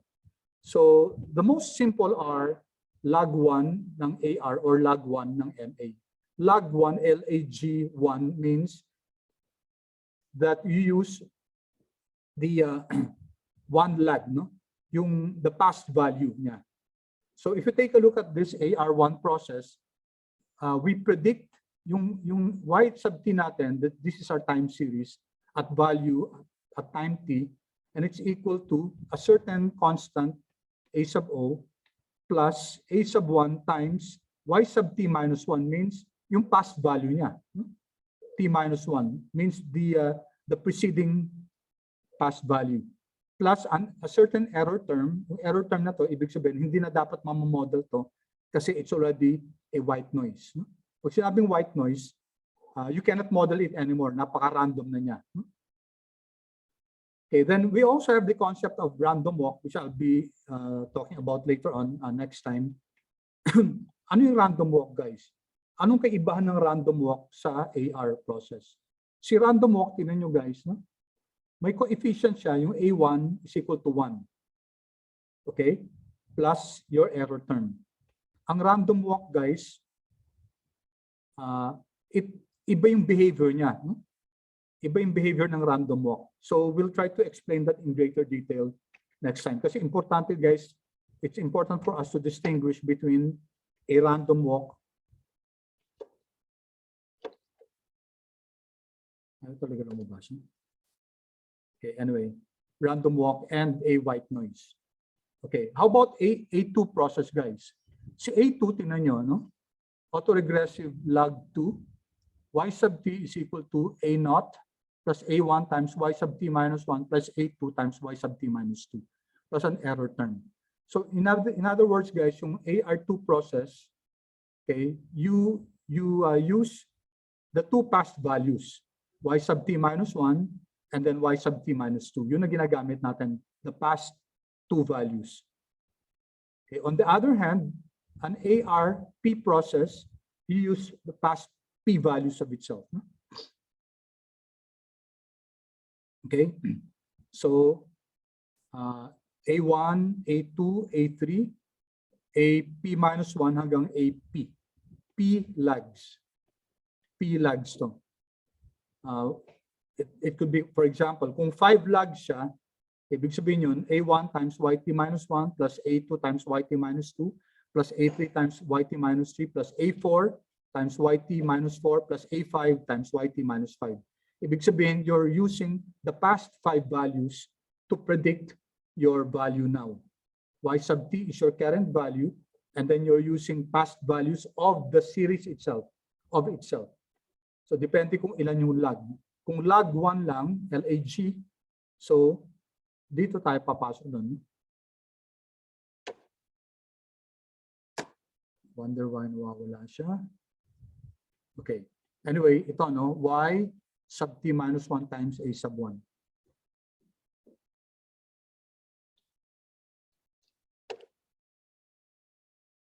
Okay, yan. That's log 1. Okay, si MA naman, guys, MA1, notice yung ano natin, yung model natin, y sub t is equal to an error term plus B1 times epsilon t minus 1. Okay, so ginagamit natin yung past error terms. Okay, ito epsilon sub t minus 1. Okay, therefore ang MA2, pag MA2 yan guys, will be epsilon sub t plus B1 times E t minus 1 plus B2 times E t minus 2. So yung log 2 ng error term siya. So pag AR guys, yung values of itself, pag MA, yung values of the error terms. So that's the difference. Now when we combine it guys, kunyari ARMA 11, so we have here the AR component, no? Itong A sub 1 times t, YT minus 1, that's your AR component. And then you have your MA component, B sub 1 times epsilon t minus 1. Okay, so that's an ARMA 11 process. Okay, so the general nomenclature is ARMA PQ. P stands for the logs of the AR process, and Q stands for the logs of the MA process. Now, nasa gitna niya yung D, no?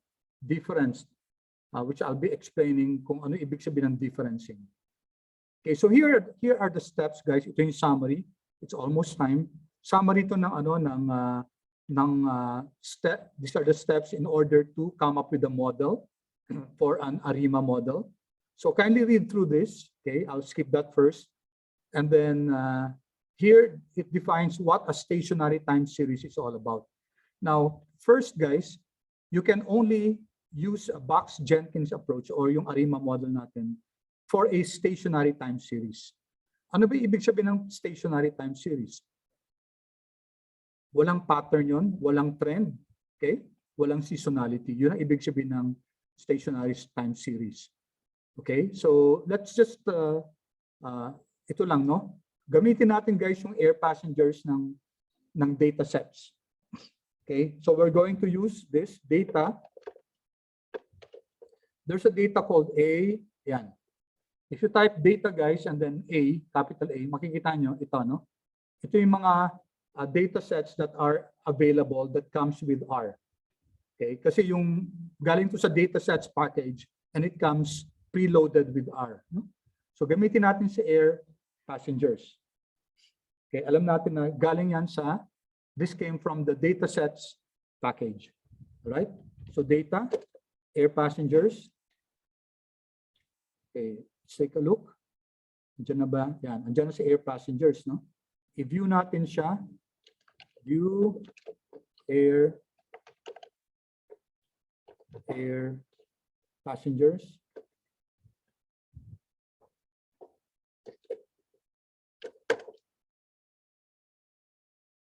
Okay. So, ano lang siya guys, no? One column lang. Tingnan nga sandali natin yung air passengers. Let's take a look at what this data set is all about.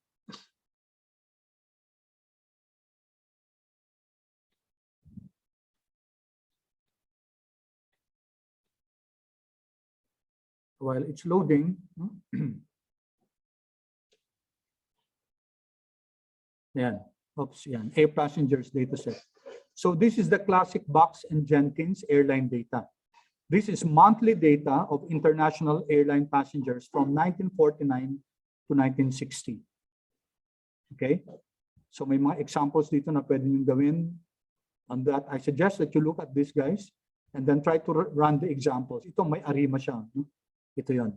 But let's first, on our own, ang haba ng air, gawin na natin AP. No? Alt minus.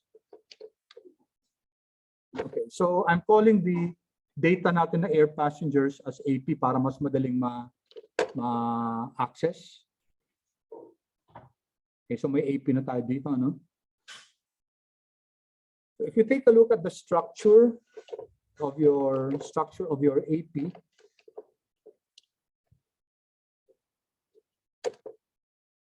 so it's a time series, no? 144 observations. That's from 1949 to 1961. Ito yung data niya. So this is a time series. No? And then we can look at the, ano pa bang pwede natin? May mga missing values ba dito? Let's check first.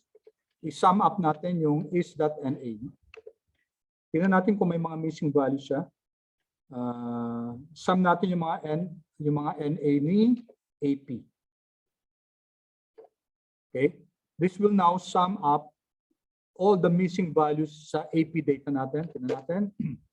Okay, wala. Good. So ibig sabihin wala tayong missing values, no? And then let's pag time series kasi may data na ganito. Let's take a look at the frequency. Ano ba yung frequency ni 12. So ibig sabihin monthly siya. And then we can also check the cycle.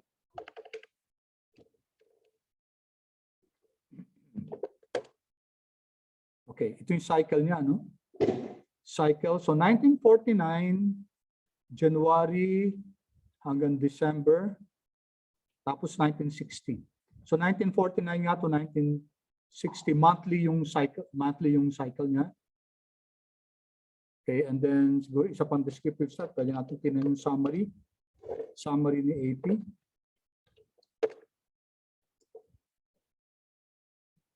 Okay. Minimum, maximum. Okay, actually, andito siya, no?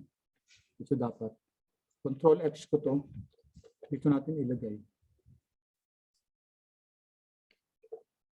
Yan. Transfer ko lang, guys. Kasi dito pa na natin alalagay. Okay, question. Stationary ba si guys?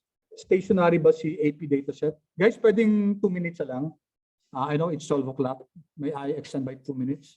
Yes, sir. Okay, thank you. Kasi guys, we can only use ARIMA if our time series is stationary. Ano ibig sabihin ng stationary? Wala siyang trend, wala siyang seasonality. Ayan. Kung meron yan, hindi pa pwede. Okay, so let's just create a plot. P1 na lang, tawagin natin P1. And then let's just use a plot, the base R function ng plot. I-plot natin si AP. Okay, tapos lagyan na lang natin ng label yung x-axis. Ano label natin? date na lang. Tapos, lagyan natin si Y, lagyan natin ng label. Y lab is equal to, gawin natin passengers. Passenger number of passengers. Tapos, in thousands to, no? In thousands, lagyan natin. In thousands. And then, lagyan natin label yung main. Main is equal to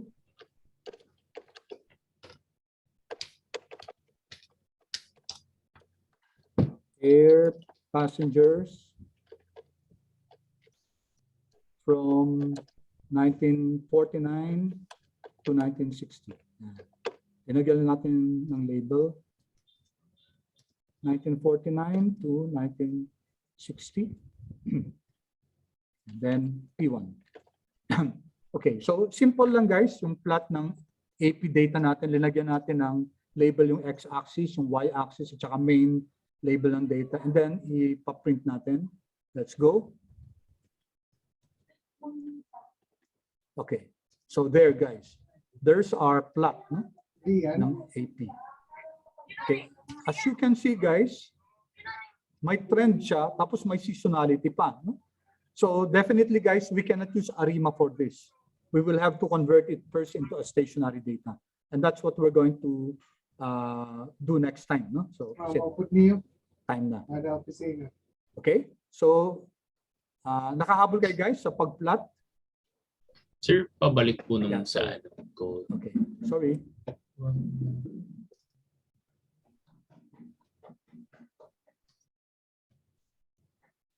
Apat na ikaw? Ha? Hindi mo yung bahag.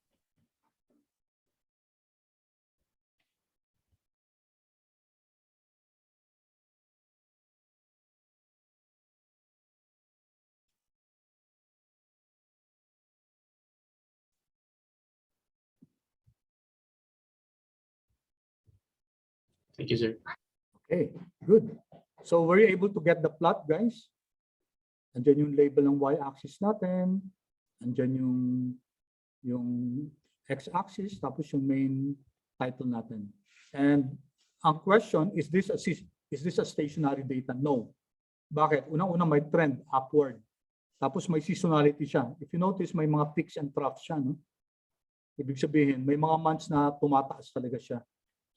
Siguro mga ano yan, baka mga holiday season, baka December or something. Okay, so let's end here guys. Let me stop recording first.